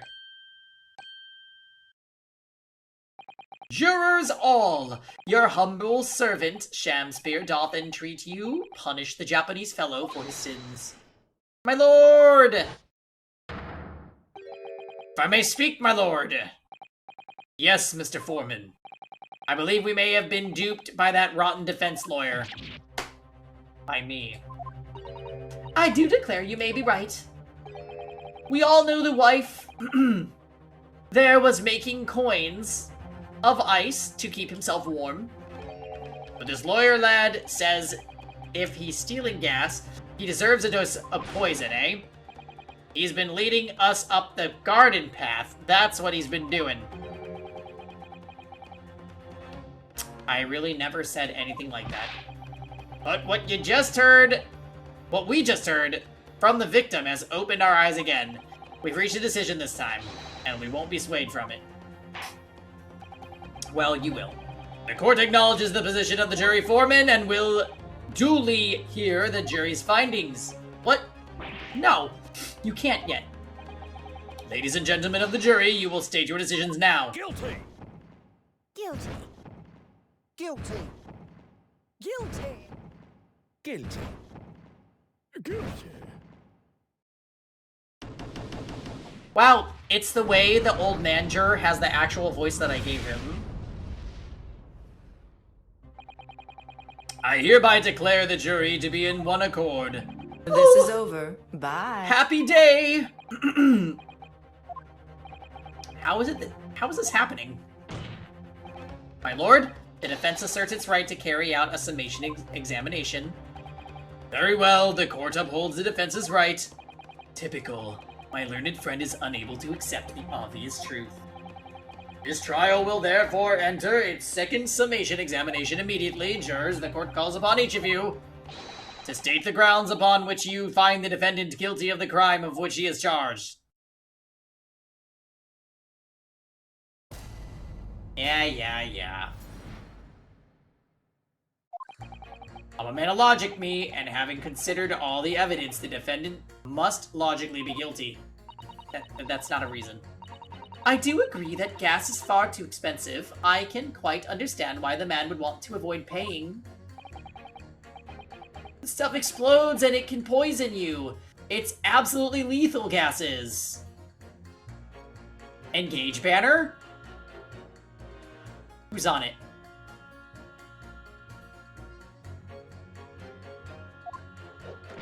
Gas doesn't come for free. It costs a fortune to deliver it around the city and maintain the pipes. Truth be told, the tea my wife serves up for me is a little sketchy at times. That is so irrelevant. If nothing else passed the victim's lips that night, there's no other explanation, is there?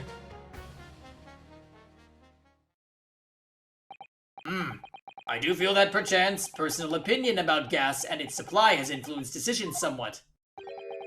But never mind. No, you really should mind. The truth is, our counter-argument wasn't as unassailable as we'd hoped. And Mr. Shamspear was poisoned. There can be no doubt of that. Then, how are we supposed to turn this around? I think we need to establish the method by which Mr. Shamspear was actually poisoned. Gas poisoning. Our only hope is to demonstrate to the court, uncontrovertibly.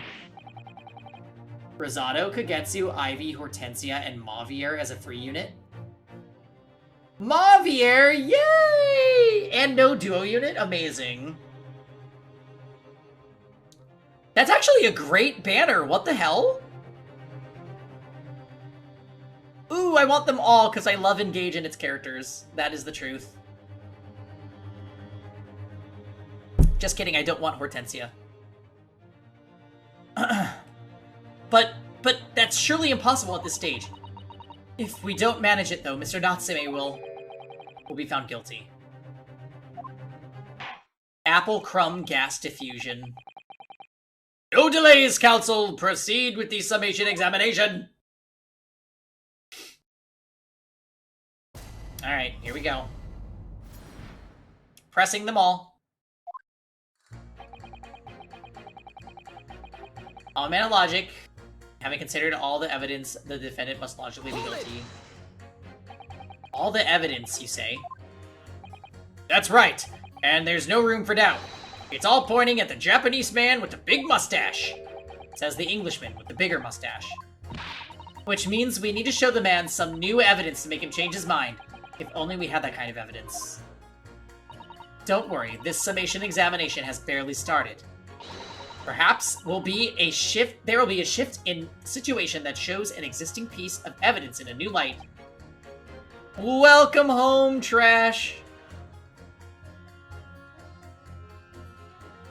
We are still Ace Attorneying, and we will be for another hour. And then it's time for Community Night. I also have an itch in my nose that I cannot shake, and it's bothering the shit out of me. To start with, though, I need to find some way out of this deadlock. Okay, so we might pit against him. I do agree that gas is far too expensive. I can quite understand why the man would want to avoid paying it. This isn't the time to be placing or This isn't the time or the place to be discussing the price of gas, madame. But really, think of the injustice. Air is a gas, and air is free. Why should Altamont gas cost money? It makes my blood boil. I can feel myself becoming more ruthless than ever. This isn't the time or the place to be ruthless either. If I might interject here. Yes, madam? It seems my fellow juror has... Hey, Mitch. It seems my fellow juror takes issue with the price of our company... the price our company charges for gas. But it's precisely because of thieves like this man that the cost goes up. Oh, what a beastly man! That unkempt mustache, those hunched shoulders, poisoning tea and stealing gas. She's not paying any attention. Utterly unforgivable! No, Mr. Natsume isn't the one who's been stealing gas. I'll thank you not to go adding to more crimes. Mr. Natsume hasn't been poisoning tea either. Well, anyway, I've quite made up my mind. It's as made up as the price of gas. Worst juror. How we doing, Mitch? Are you looking forward to Among Us tonight?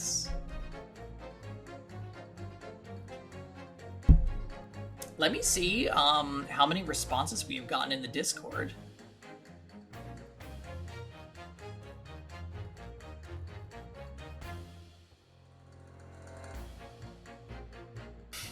Yay! Do it, Trash Doll, do it! Okay, I see Mitch, B-Tier, Aquatique, Storm, Kisuan, Armin! On Zephyr's birthday, my goodness.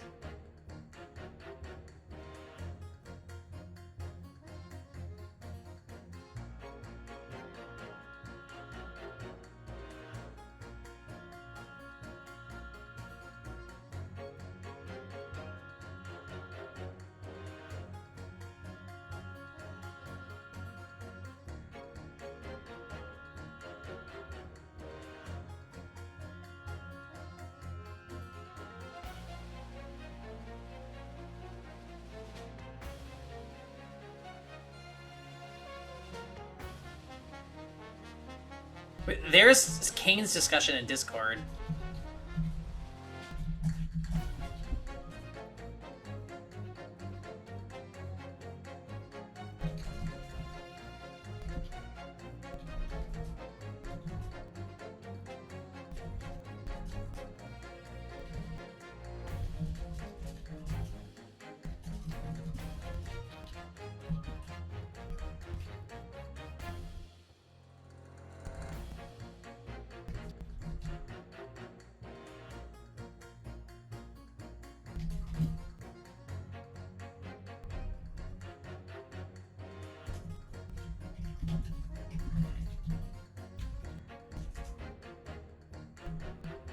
Hello, did you know an asexual reproducing crayfish spontaneously appeared in 1995? Wow, E-Tier. Please be careful if you go outside. I don't want you tripping on any snails. Also, E-Tier, Among Us in an hour, so get ready. Stuff explodes and it can poison you. It's absolutely lethal gases. Okay, wait, this is gonna be important. Hold it! Could we please talk about the poison rather than the gas, do you think, sir? Well, if you like. I mean, to be honest, I'd take poison over gas every time. You take poison? What I mean is, poison can only poison you, it doesn't explode, does it? Goodness me, what are you talking about? Set him straight, please, lawyer man. Well, it's certainly true that poison isn't prone to exploding. But I think you'll find poison also can't light up or heat a room. Yeah, and what he means by interesting, E-Tier, is that he'll see you in shields. Oh! You're right! I hadn't considered that at all. Young lawyer man. Yes? You have a good head on your shoulders. We could use someone like you as our company's legal representative. Well, I wasn't expecting to pick up more business in the middle of a trial, that's for sure.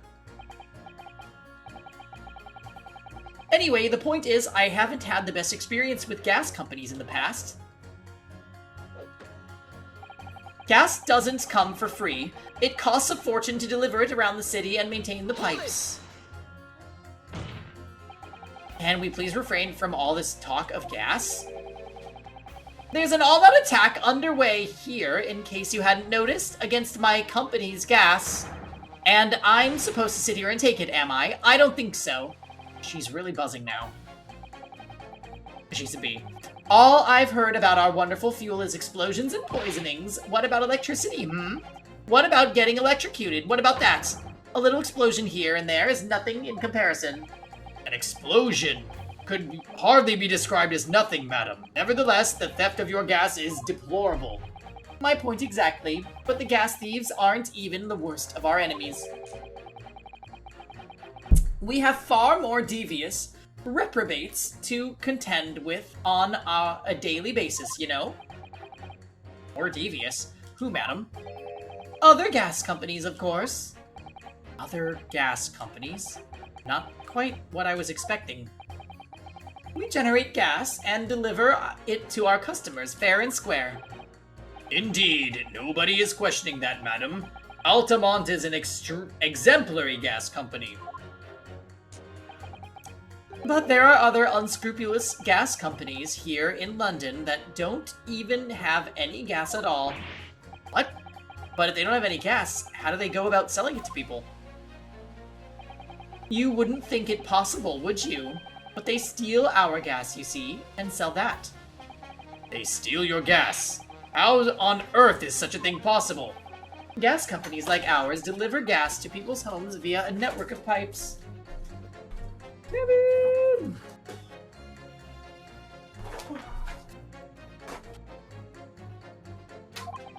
But these devious reprobates secretly disconnect our pipes and divert our gas into their own rotten pipes. And then they make a contract with the household supplied by those pipes and take money for the precious gas that's rightfully ours without us even knowing. They're diverting gas into their own pipes illegally. What a brazen form of theft. When we visit customers' houses to collect the money from their meters, we always have to check whether or not one of these devious companies has been up to its tricks. Excuse me.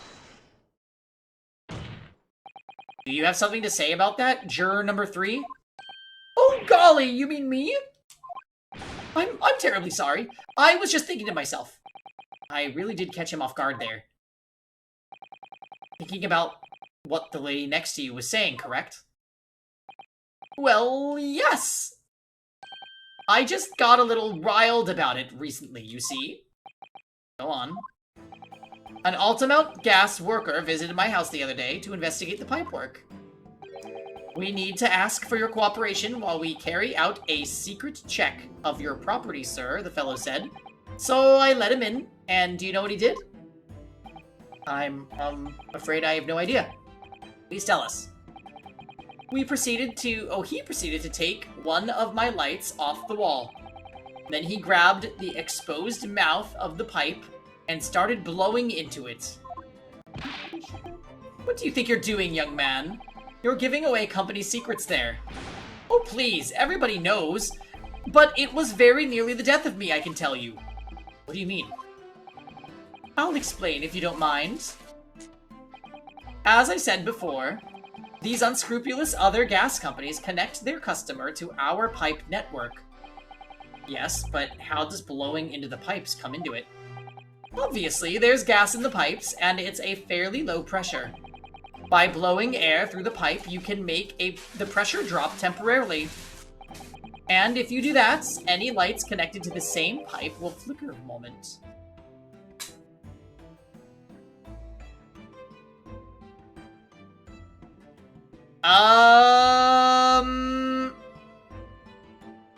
Okay. So wait. Does that make Mr. Garadeb a gas thief?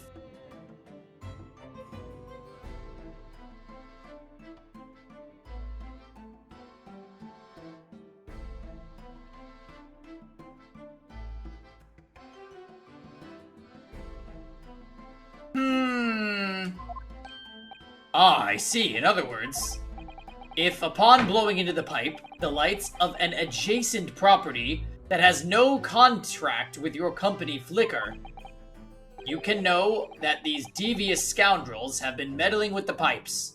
Exactly, my lord. That's it in a nutshell. It's the reason why we have teams of workers going around neighborhoods to investigate which lights flicker. The trouble is, the particular worker who came to my house didn't know the strength of his own breath. He blew down the pipe with all his might, and you can guess what happened, can't you? Yeah, wait till you see who they added.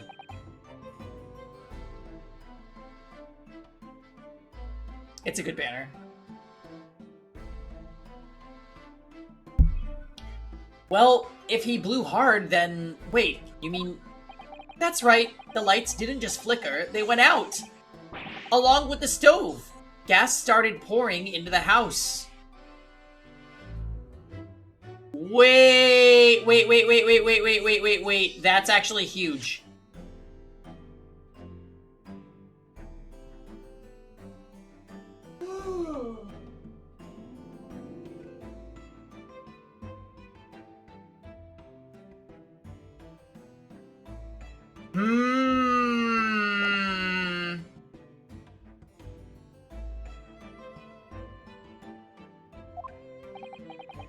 What a disaster. The gas supply must have been interrupted briefly because that man blew too hard. So the flames went out. I'm afraid I yelled at the fellow. Are you trying to kill us all? I said. So by disconnecting a lamp and blowing into the exposed gas pipe, it's possible to extinguish lamps and stoves connected to the same network of pipes. And then, when the gas starts flowing again, it just silently seeps into the room. Mr. Naruhodo, I think perhaps... Yes, this is almost certainly the clue that we've been hoping for. Juror number 3, the defense requests that you amend your statement to include that information. Oh, well, if you like. I don't mind. Well, I do. That's our company's secret method of identifying the rogues that try to meddle with us. Like I said, madam, it's widely known already. Very well, juror number 3. You will amend your statement accordingly. Yes, my lord. Although I'm not really sure what the point of all this is.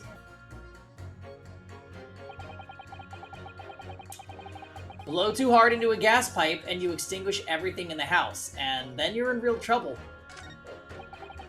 So, this is big, because this is how the previous tenant died.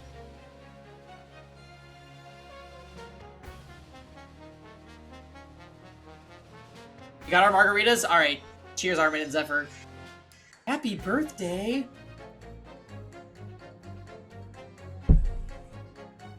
Nudity. Kevin, come and say happy birthday to Zephyr. They did in the morning with big boobs and a vodka bottle.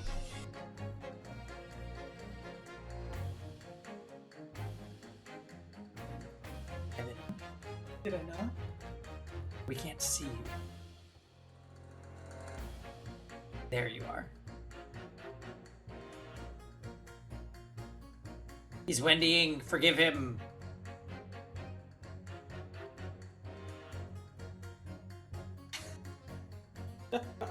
Happy birthday. Hopefully Armin isn't driving you insane on your day of birth. Turning it into a day of reckoning instead. Oh. You know what it is? Armin just gets really severe birthday jealousy. I mean, yeah. This is why he's so old, because he just claims everybody else's days of birth as his own. Yeah. Treacherous. Kinda true. Armin's like, I just need to have multiple birthdays throughout the year. It's the only way. Did you see who the free unit is?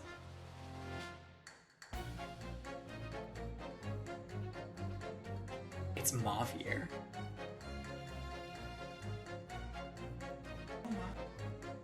E-tier says Kevin, full dab Pika. And then she said lol Mao. Yeah, I know! We're getting Mavier as free unit too. It's truly perfect. I don't know who I want the most out of that banner. Probably Ivy or Rosado. I think you want to hold Hortensia. I want all three of them, honestly, and then not Hortensia. You want the whore. Sadly, Hortensia is really good as a unit in the game. She's probably good in Heroes too. Yeah, she has the first staff basket, but I'm sad that Ivy will not be in the normal summoning pool. Wait, are these event units? Hortensia's staff is really good for Lindenheart. Oh lord. well, I guess that means I'm giving it to Adama.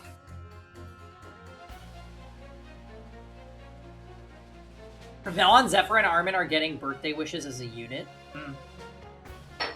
Ivy is attuned and Hortensia is rearmed. How can she be rearmed when she doesn't have a previous version? FEH, make it make fucking sense. Also, attuned units aren't in the normal summon pool? What the fuck? Observe. I roll my eyes so hard at this game. You're just jealous.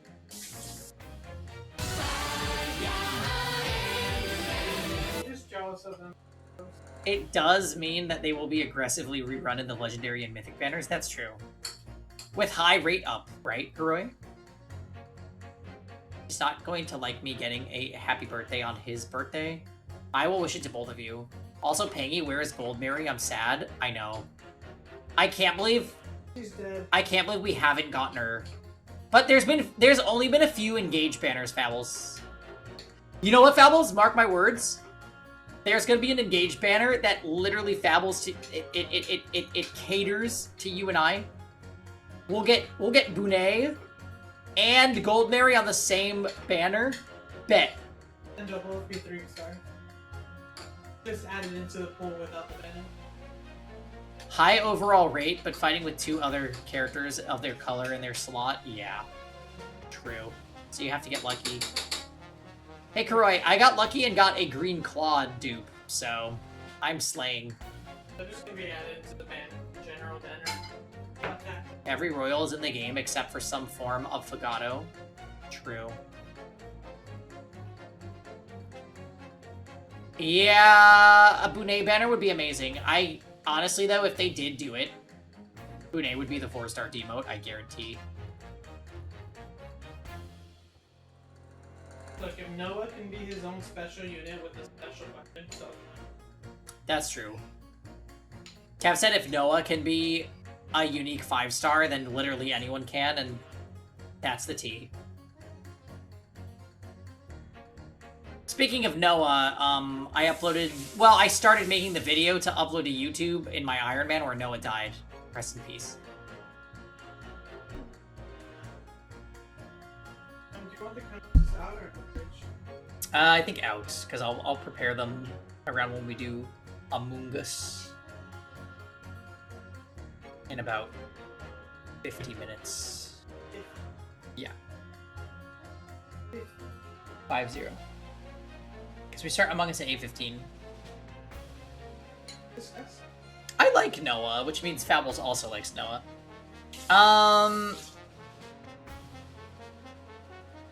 Okay, gas doesn't come for free. It costs a fortune to deliver it around the city and maintain the pipes. Truth be told, the tea my wife serves up for me is a little sketchy. Hold it! This guy is so annoying. Good luck, Kevin. How was the fam? Good, except for one. Uh-oh. You mean it's poisoned? That's right! It's happened a tidy few times now. This is most troubling indeed. It's always days like this one when I don't get any wages. I get in at tea time, see? And I see her doing it, my wife. She gets that devilish look on her face and she slips some white powder into my cup. And you drink it anyways? It's probably sugar. I was brought up proper, I was. If someone gives you a cuppa, you drink it. And what happened to you? What did it taste like?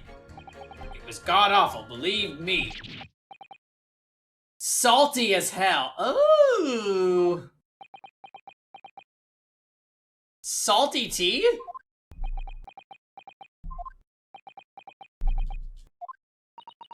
Then I think perhaps what your wife put in your tea was salt. No! So, she doesn't even care enough to poison me properly, eh? Unbelievable. Let's move on, please. Yeah, agreed. That guy is irrelevant. If nothing else passed the victim's lips that night, there's no other explanation, is there? Does that mean that if the victim could be shown to have ingested something else, you change your leaning? Sorry. What was that now? Oh, I was just saying, if the victim did actually eat or drink something else on the night, What's the matter with you? Sorry. I said, if nothing else passed the victim's lips that night, there's no other explanation, is there? Haven't you been listening at all? Okay, here's the timeline. Shamspear blew on the pipe, which means he has to, you know? Old man versus juror that amended his statement. That's what we do.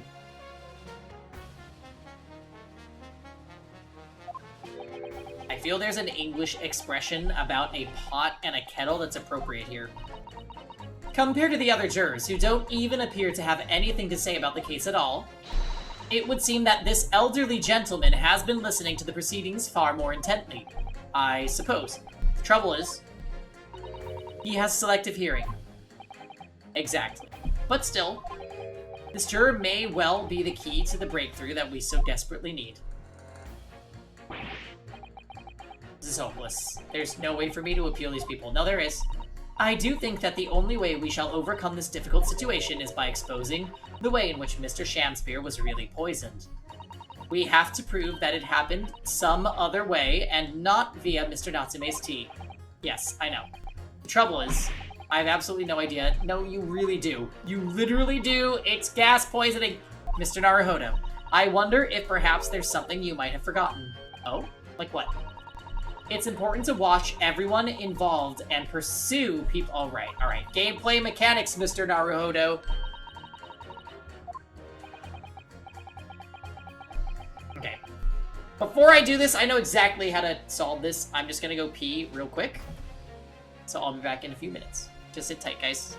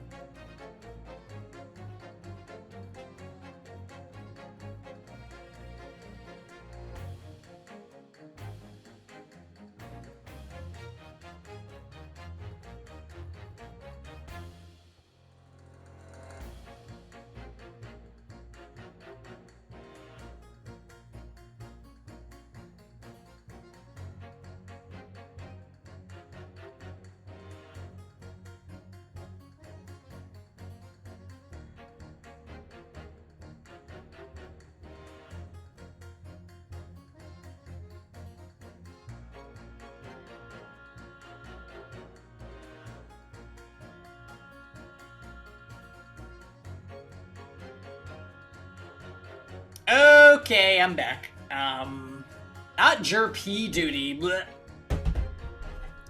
Okay, we already know how to solve this silly game.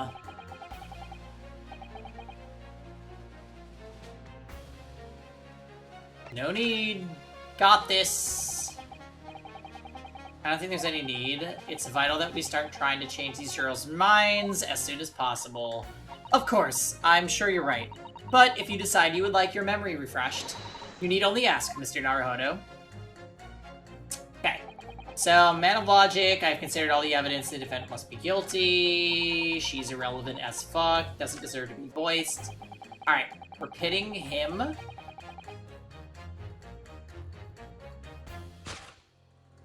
against him. Objection. These two statements clearly contradict each other. Good gracious! To whose statement do you refer, counsel? Juror number 6. Did you hear what juror number 3 just said?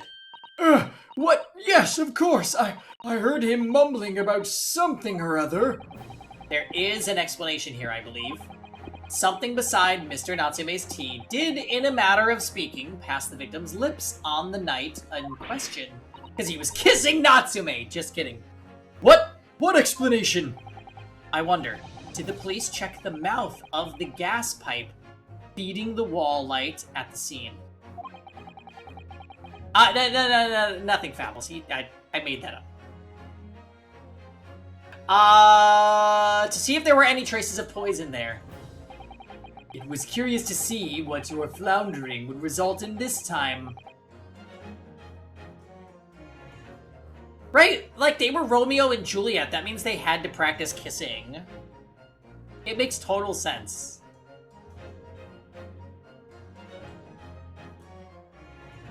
Ryunosuke reminds you of a natural hair color Ryuji. He actually is more of a Taka for me.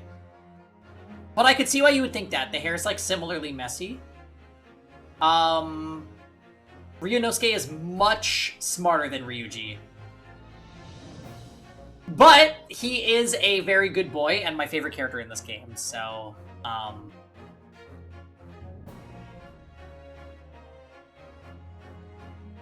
I can assume that he's also growing on you.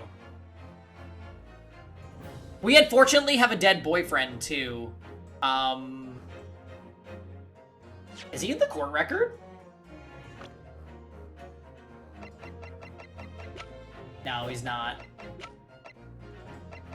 Yeah, our dead boyfriend, Kazuma. I took one look at him and went, yep, that's our guy. Yep, yes, correct. This guy is also really good. Sholmes is a good boy. And honestly, Van Zeek's also a very good boy. Even though he's, like, maybe the main antagonist of this game.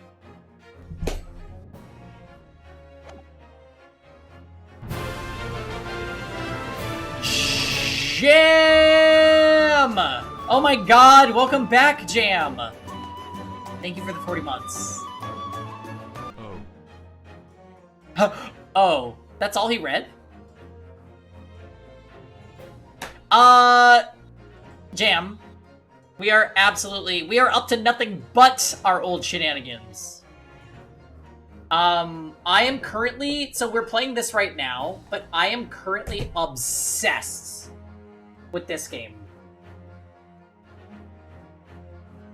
It is so effing good. I can't get enough of it. We'll be playing it tomorrow. They remade Persona 3 on the PS5/4 and /Steam. But, so unbelievably good. Yes. And we're playing Among Us tonight, in case if you're available.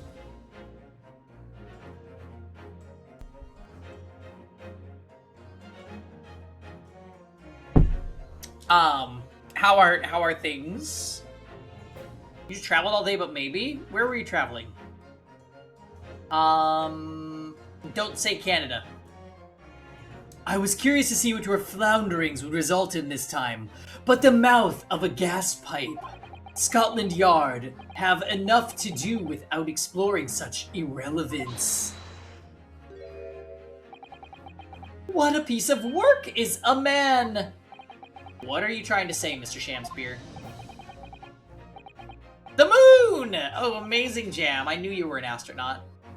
What speakest thou? Prithee, is it not strange and strange? That is what I say to thee, sir! I thought I'd been quite clear, but let me put it another way. The strychnine could have been on the mouth of the gas pipe that feeds the wall lamp in your room. And that is how the poison came to enter your body. Good lord! Yeah, and this dude is a criminal, Jam. I'm a little ahead of the game here in the understanding for once. This guy staged his own death in jail, told people his name is William Shamspear, went back to where he was living. Oh yeah, he's a Jam character. I can't with him though. He throws the trial off too much by trying to rush it. Oh, good morning, Natalie. Not good morning at 10 p.m. But hello, Peggy hates beans, thank you. Anyway, Natalie, play Among Us tonight with us. Thank you.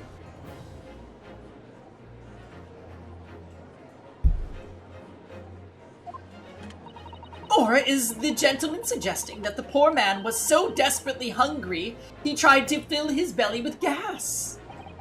Perhaps no actress would perform a kiss scene with him, You don't have your PC? Natalie, where is your PC? For shame, madam, speaking thy fancy! I assure you I'm not such a buffoon that I have to kiss pipes. Objection! This is no summation examination. This is a farce. I was at a work event this weekend in Jam's hometown. Oh, yes! I remember, Natalie. You said you were going there. How was it? Yeah, he threw his drink into a candle. This is the second time this trial he's done that. Wait, Dots! Share the picture of the unused Van Zeek sprite again. I think Jam would like to see it.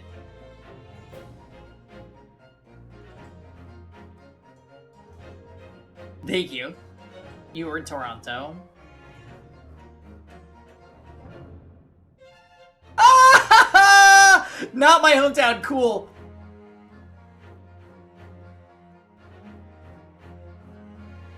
Jam, did you have fun on the cruise? The not so gay cruise, as the only gays were our friend group. It's unbelievable.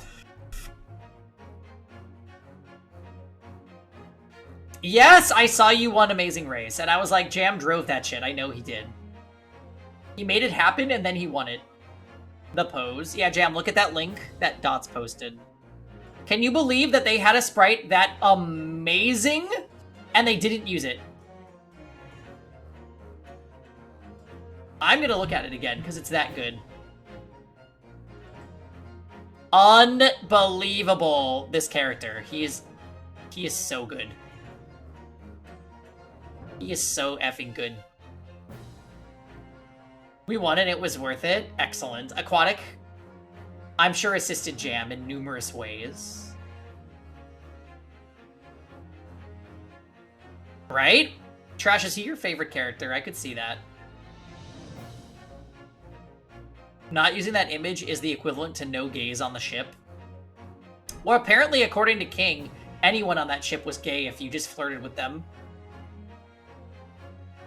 Peggy had the spirit... Oh, the sprite canceled because the person who made it doesn't like beans. Well... Look, I'm just saying I will not consume beans. Others may like it. King, I knew that would get a rise out of you. It was a messy ship. It sounds that way.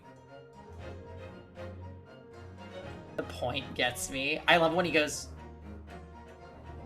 It's so good. Every time. I do fear for this character a little bit in this game, though, because I think he is going to be the main antagonist.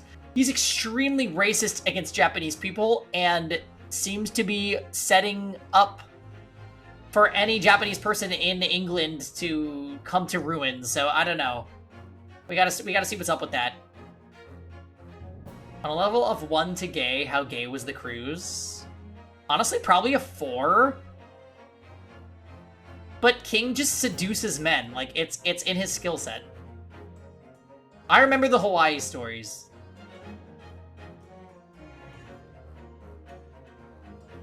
Oh my. And you know what? I'm not gonna lie. It's iconic behavior. A matter of fact, most gay men wish they could do what King does. Because everybody has straight crushes, okay? I'm just a nice person and everyone wants to take me home. I don't know. The way I can hear it in your voice, King, it's ridiculous. Single Pangy would force people to dance? Oh yeah, well... I'm not saying I don't have a similar power to King. At least I used to, maybe.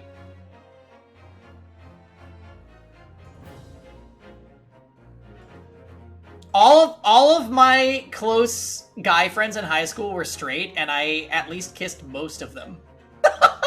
That's, you know what? There's more to that than what I just said, but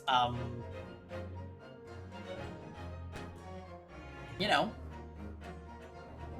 being roomies with King was entertaining. Yeah.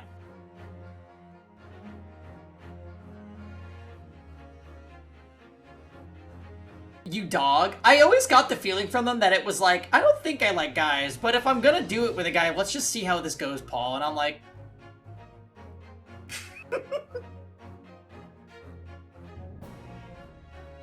okay. Anyways. We are not so young and unchained as we were in our youth, so it is fine. Thinking I have similar charisma, we might. This might be the foundation of our friendship. You're unchained? I know. I'd help if I could. Gotta set you up, King. I was the whore of charm school? Well, I don't need school for charm. I'm a teacher at the charm school. How about that? Okay, no, I'm just drinking, and this is ridiculous.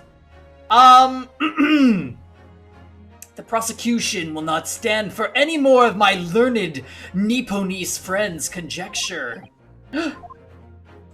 Oh, here he goes again. To begin with, the lamp in the victim's room is high on the wall. Does Pangy know what charm school is? I'm wondering if you know what it is, Giga Matt. Also welcome, I think. Pangy won't be able to have the cheeseburger. What is that? Let me pour a drink so I have something to throw. That's literally what he's doing. Sometimes he takes the chalice and he crushes it in his hand.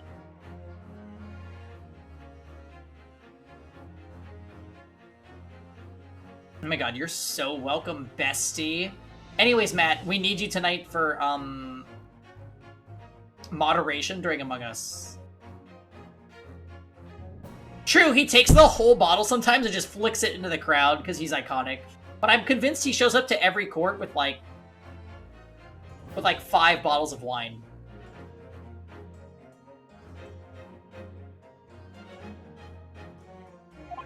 In order to have placed his lips to the pipe that feeds it, he would have to be a contortionist. Best part of the cruise was Gemini having matching colognes. Really? What type of cologne is it? I shut off my robot. Oh, that's right! I saw it. Those were super cute. You guys got them on the cruise, right? These are empty assertions. Yep, he literally did it. There is no possible proof that the man did as you say. It's true. I have no proof that Mr. Shamspear put his lips on the pipe. However, I can say with some certainty that on multiple occasions, Mr. Shamspear has been doing something in front of that lamp on his wall. And I have evidence to prove it! Alright, you've got our attention, lad.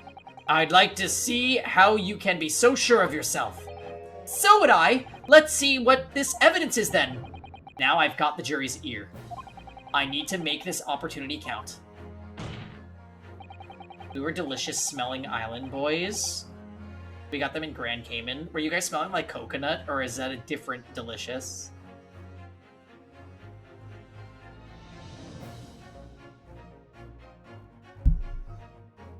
Sorry, Natalie, they were exempt from Oh, you mean when he went back to Canada? Is that actually cologne in there, or are you smuggling jam? Okay, wait, can I examine this? Oh, yes!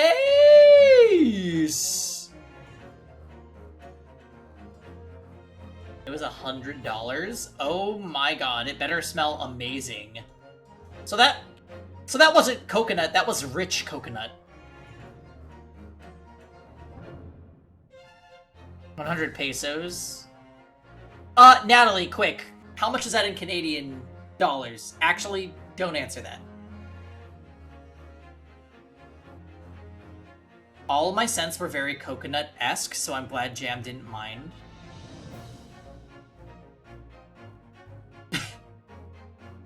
Were you worried, King? You're like, ooh, I'm rooming with Jam. I hope he doesn't think I'm too coconutty. So stupid.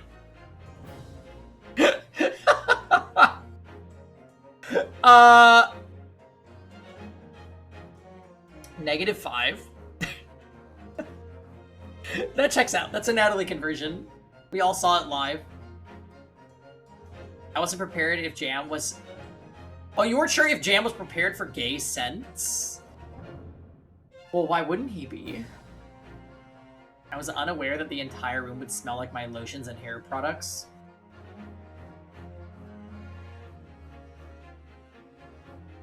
Can you do what you gotta do?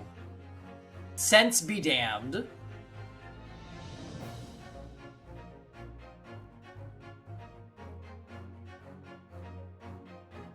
Yeah, Jam's favorite scents are oil and misogyny.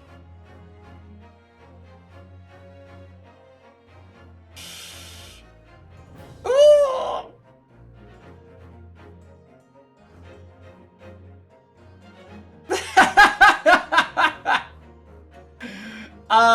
Present. Take that! What the? These are, wait, what are they called? Yes, skin prints that were found at the scene. Skin prints, Council. I've never heard of such things. The Justice Ministry is currently assessing whether or not to permit fingerprints as evidence in court, however. Chronicles are chronicling, Kisuan. We will be starting Among Us in about 25 minutes. So, please prepare yourself. Oh, I only wear anime cursive writing delusion.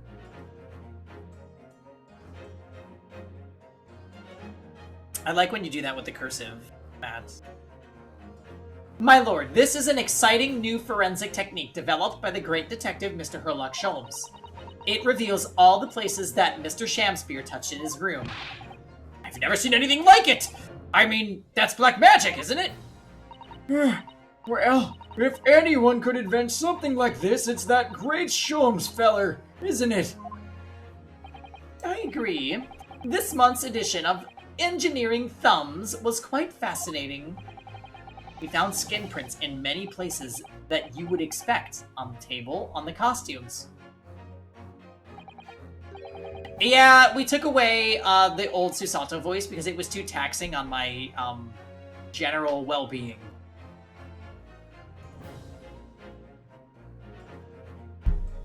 So I unfortunately stuck her with a voice that I generally give female characters in video games, but...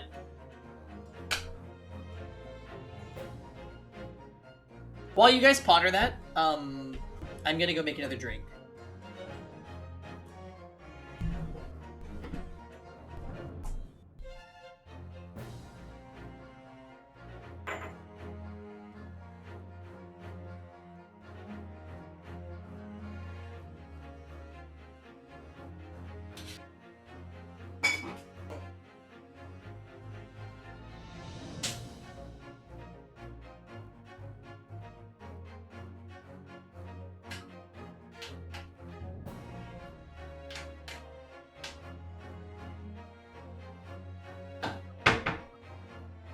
Where are you? I'm right here. Where are you? I'm right here. Oh! Where are you?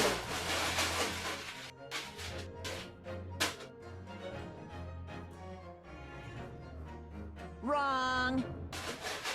You're wrong. Oh dear. You're going to hit an ally!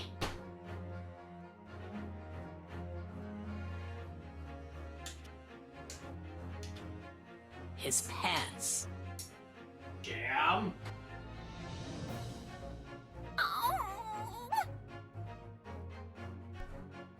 His pants.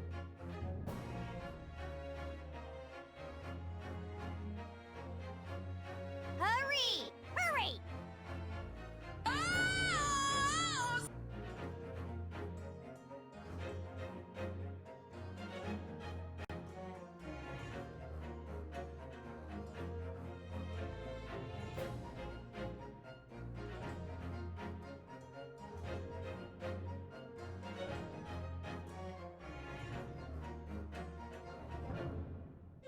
Woo, baby.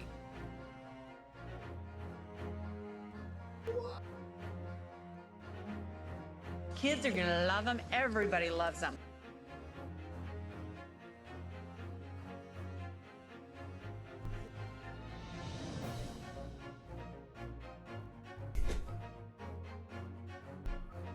Oh, Where are you? I see we were spamming. Oh, Quinn, there you are. Jordan. Has Kevin returned with tostadas? He did. There's tostadas and carnitas. Yes, correct. My dinner tonight is going to be glorious. No. I actually don't know if Kevin's mom probably bought them from Northgate.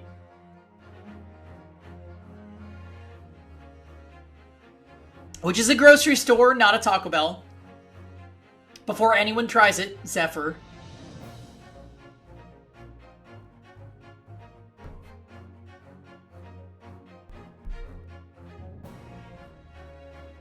Let's have some Raising Cane's. We had Raising Cane's 2 nights ago. And it was overpriced, and I won't be going back for a long time. Because Raising Cane's is the thing, it's a type of thing that you can only have once every now and then. $12 for a lot of food? No!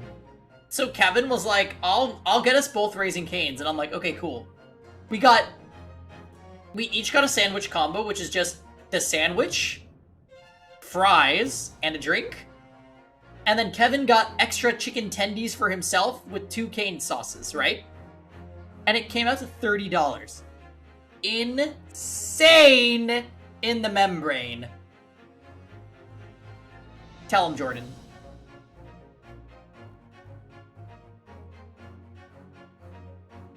Raising Cane's is you partying at the retirement home? Alright, Jam, you've gone crazy. Ours comes out to $25. Beach taxes? Alright, Armin, you're not wrong. Things are legitimately more expensive.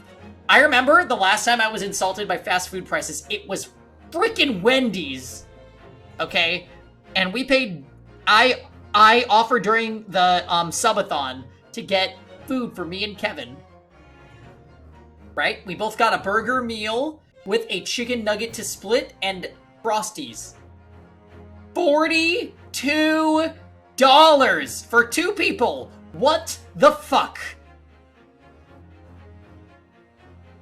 I was like, if I'm gonna spend $42, let's just go eat somewhere good. Why did we go to Wendy's?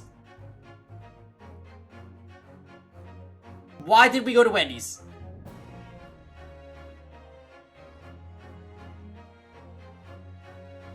No. $42.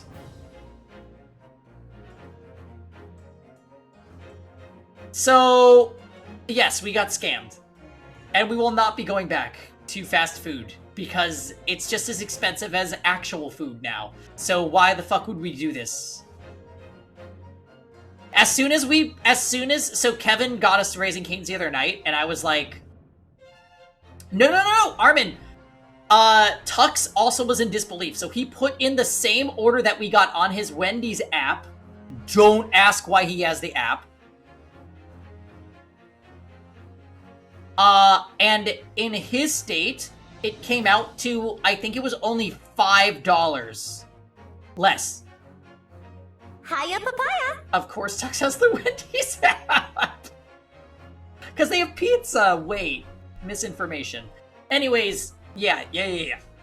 It's totally outrageous how expensive fast food is. It's out of this world. As soon as we got the Raising Cane's the other night, I was like to Kevin, I was like, we are only using coupons from now on.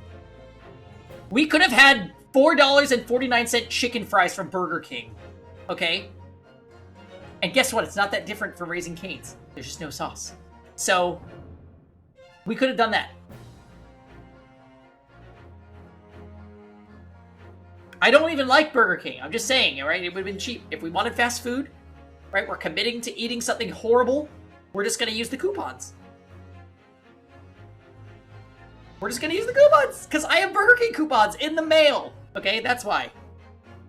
They send coupons to Carl's Jr. because Carl's Jr. is the most overpriced garbage ever. And they give you coupons so that it comes down to where everywhere else is at. And it's not a deal. But even that would have been better than going to Wendy's. Wendy's scammed us. Hardcore.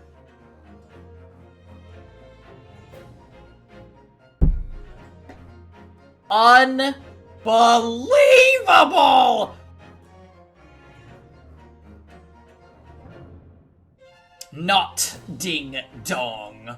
Burger King is foul, except if you want, like, a bad fast food burger that is, like, 5 bites, which is more than a McDonald's hamburger, you could get the Western burger. Yeah, that's what it is. The one with barbecue sauce and onion rings. It's like $3, and it's tiny, but at least it's fun. And you can get, like, 2 of them and then call it a meal. Steak and Shake. Okay, Steak and Shake is legit. Love them. Everybody loves them. Steak and Shake is actually cheap. I've been to Steak and Shake once in 2012. So, I'm an expert.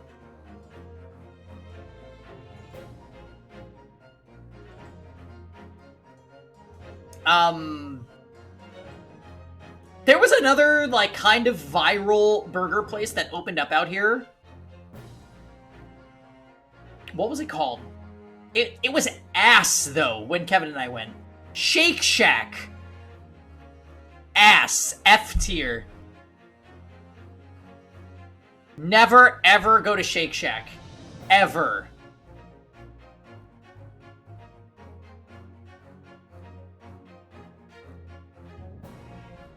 Right, Jordan, that's what I said. I got a burger, and it was like $17. A burger meal, $17, and it wasn't even a good burger.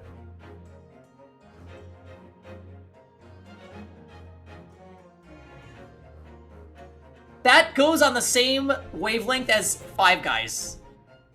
Alright, Five Guys is like, oh, you want a burger meal? $23. And guess what? It's gonna be sopping wet by the time you get home. With grease and steam, and it just tastes like beef. Garbage. I will never go back to a Five Guys.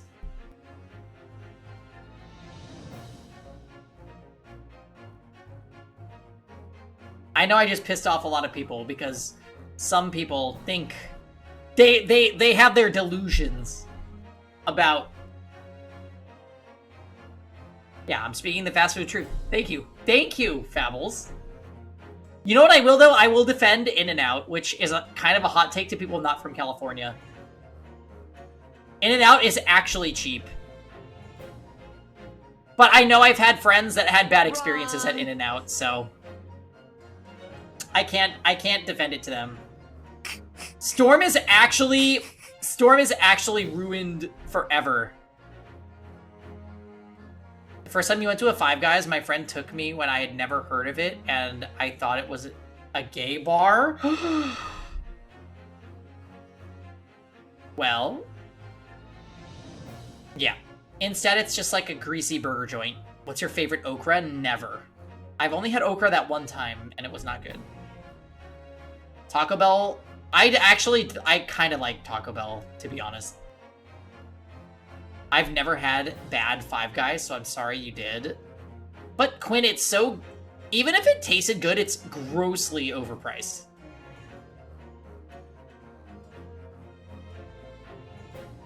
Ate food out and never going back.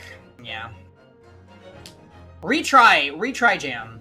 Let's reset it, okay? Next time you visit, I'll take you and I'll make sure that you don't do something bad.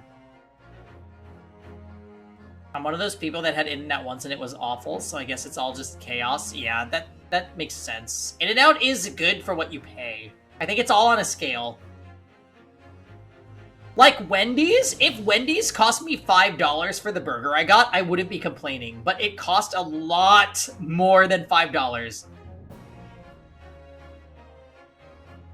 Five Guys Cajun fries? Yeah, Armin likes Taco Bell.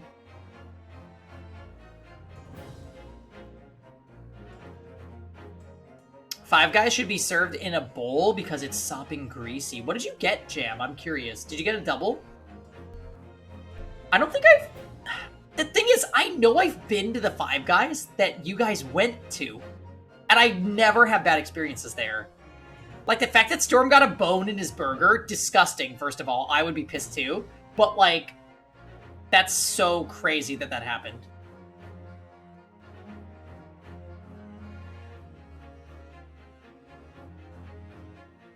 Oh my god, I meant In-N-Out. I meant In-N-Out.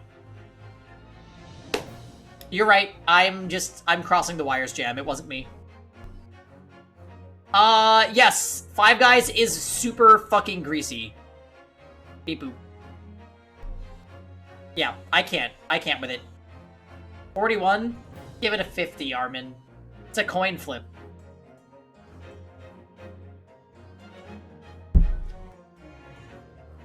Give guys. Oh, Five Guys. Is literally grease soup. Agreed.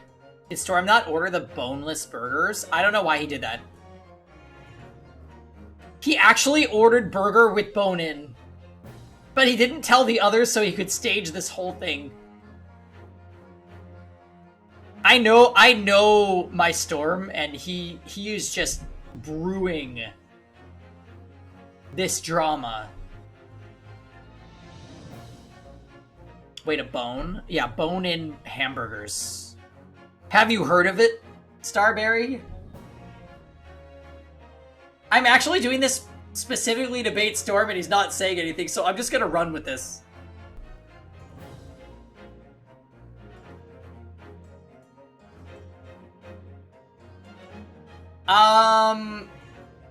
My Five Guys has never been greasy? Really? It is so greasy! It is... Like, literally the bag, by the time you get home with a Five Guys bag, it is brown on the bottom.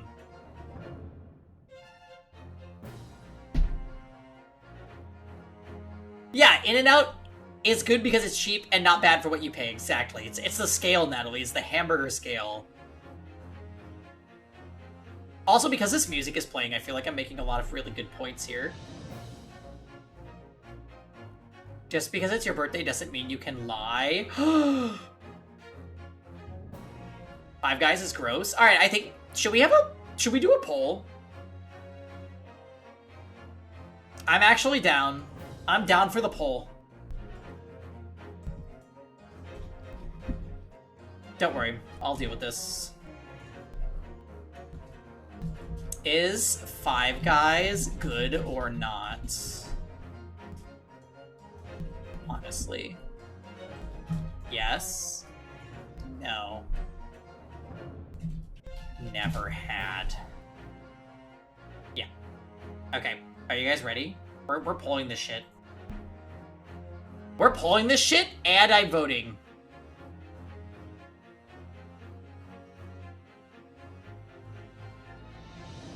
So I'm voting no because it's not good.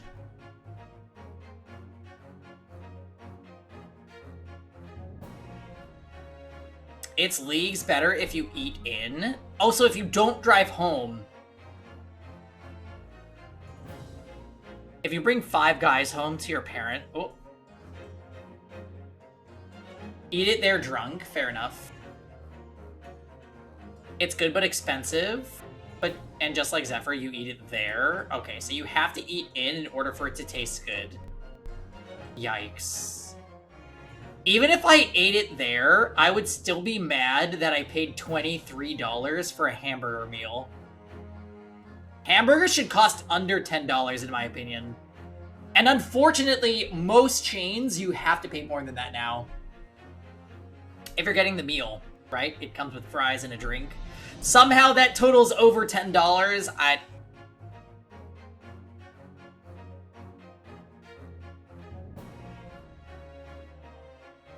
Yeah, it doesn't make any sense.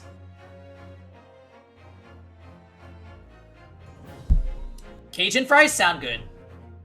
I personally stand In-N-Out. Kids are gonna love them. Everybody loves them. Yeah, In-N-Out is actually good. They're unique and they're smart. We get In-N-Out like once a month. Yeah, I should run for office and make laws about burger prices. I should. Although the data will speak for itself, right? Somebody said earlier that like McDonald's is gonna drop its price in hamburgers because apparently like lower income people aren't eating there anymore because it's too expensive. Real, and they need to lower it.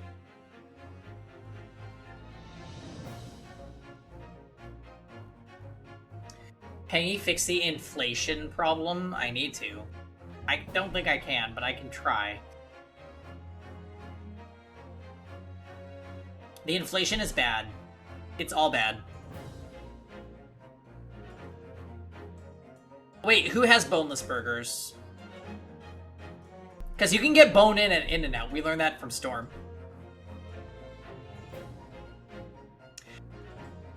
Trying is already more than those currently in power. You're right. Paying you for president. McDonald's? I don't know about that.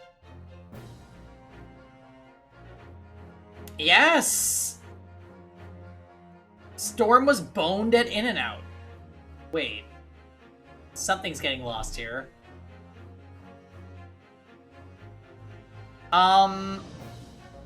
Wait! Everyone agrees that Five Guys is good? No! Well, that's the truth. It's good. Everyone agrees. It's unanimous. Get wrecked! Wait! Rosa, did you vote yes? You did. I know you did. It was 7-5. In other words, unanimous. All 12 people. At least everyone has had it. Right, no one has not had it. It was 7-0? Not true. It was 12-0. Our votes were converted after realizing that we were in the minority. Yeah. You misvoted. Trash? Wait, Trash, you could have tied it! No!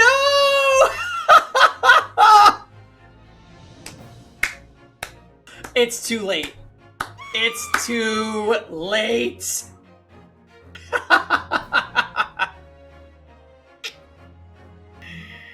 Jackie Tron. Well, what is your opinion? It doesn't matter now, but what is your opinion?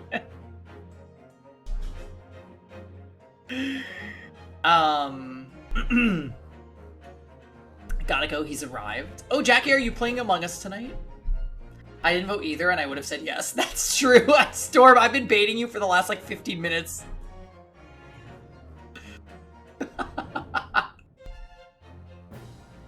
Kids are gonna love them. Everybody loves them.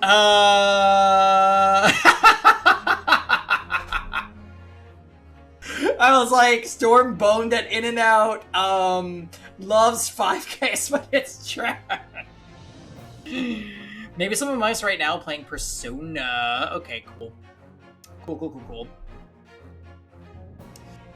Almost died to a Reaper. Is it a skill issue or unlucky? Kevin, what is your opinion on In-N-Outs? I'm sorry, no, Five Guys. I keep mixing them up. Jam's confusing me. The fries are good, that's it. The fries are good, that's it? The Cajun fries or no? Yeah. Sorry, Jam, you said Five Guys earlier and I read it as In-N-Out, so now this is your fault. Do you understand? It's crazy the Reaper's name was Jordan. I don't know how that happened. Oh! No, I do not understand. Alright, I need to get through this part, and then it's Among Us time. However, Mr. Shamspear also appears to have been touching some very unexpected places in this room. Or he just... For example, here, around the hanging picture there. Indeed, multiple handprints appear to be visible. Oh, they're handprints, got it. Well, I wonder, could he have been appreciating the artwork, perhaps? At first, my colleagues and I thought the same. However, imagine standing there with your hands where those prints are, and you would find yourself directly in front of... I don't believe it! The gas lamp! Though the reason why isn't immediately obvious, it's clear that Mr. Shamspear has regularly been standing with his hands to the wall in front of that lamp. Right! What have you been up to, you nut? I'd ask the court to recall jury number 4's earlier statement. Me? What did I say? You said that blowing into a gas pipe would make the lights in the entire building flicker. And now, if you'll recall juror number 3's statement... What? Me now? When the gas worker who visited his home blew with too much force into the pipe, it caused all the lights and gas stove to go out and gas to start leaking into the rooms. Obviously, that incident was an accident. However, the simple fact is... if Mr. Shamspear were to have blown hard into the gas pipe here in this room, he could have extinguished every other light and gas stove in the building at will. Crikey! Are you suggesting that the man purposefully caused the gas to... Objection!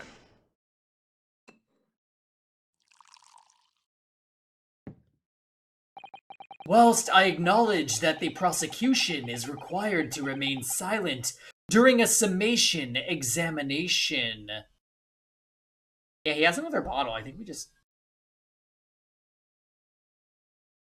Which, by the way, I made an LPT G&T and I added grenadine. So wild.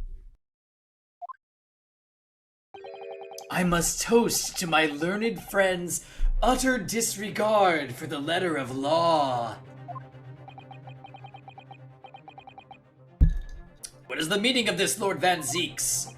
This curious photograph, or whatever it is, presented by the defense, this so-called skin print, clearly that cannot be accepted as any form of usable evidence in this case. So, okay, you know what? This is actually legit. If you showed up in court and were like, this is a real picture that I took using new technology, that doesn't stand. But you know what? No harm, no foul, because he literally tricked the jury into not believing something factual that we said earlier for no reason at all. So I think we're just even at this point. But But it's an exciting new forensic technique developed by a great detective. It's nothing. A mere toy developed by an amateur sleuth with too much time on his hands. Certainly, even research of this nature by the esteemed Mr. Sholmes cannot be recognized by the court as formal evidence. But... Please, my lord, if I may. Miss Susato? It was not the defense's intention to submit the skin prints as formal evidence. We merely wish to present the results of the great detective's investigation of the scene as a tool by which to explain a possibility to the ladies and gentlemen of the jury. And if the trial were to come to an end now, we should never learn the truth behind these mysterious handprints that everyone has now seen. I don't believe we can allow that to happen, and I'm sure the jurors would agree.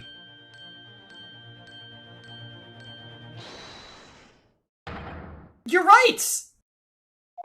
Whether those strange handprints are a significant clue or not, it's down to us to decide. Juror number 3. Oh yes, I do declare the great detective's investigation results sound absolutely fascinating, and I want to hear more what that shady actor fellow has to say about those shady handprints. Okay, I didn't expect her to turn. That's kind of crazy. What's the matter with you two? That was foolhardy. Well, I did say it, didn't I? And I don't like to break a promise. No! Wait! You heard his lordship! It's not fair!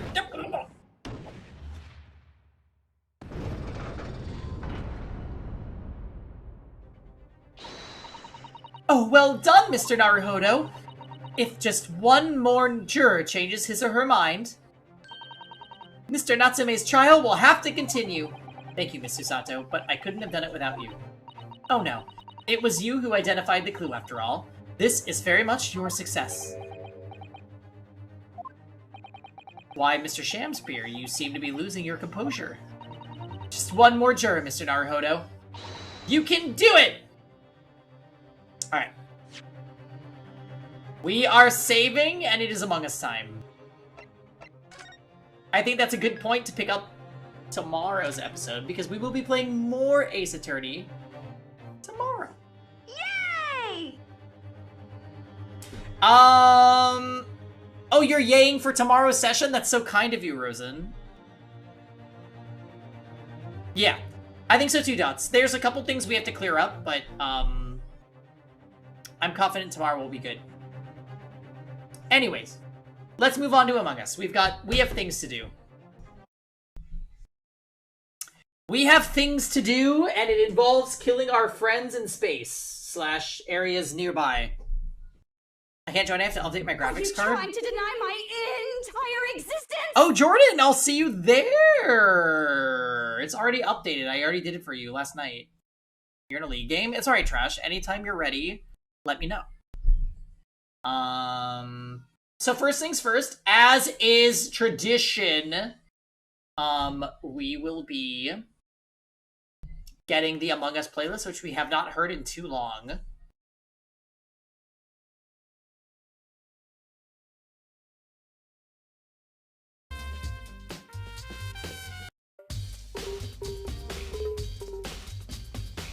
Alright. We fucking love this song. We do.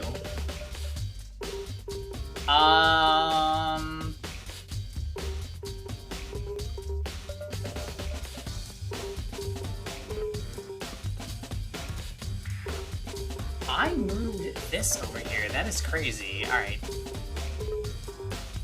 I am wilding for sure.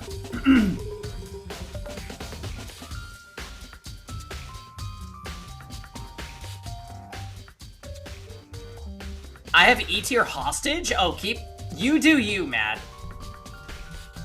We love a hostage situation that concerns E-tier. Alright. I'm posting in Among Us now. The time has come to kill each other.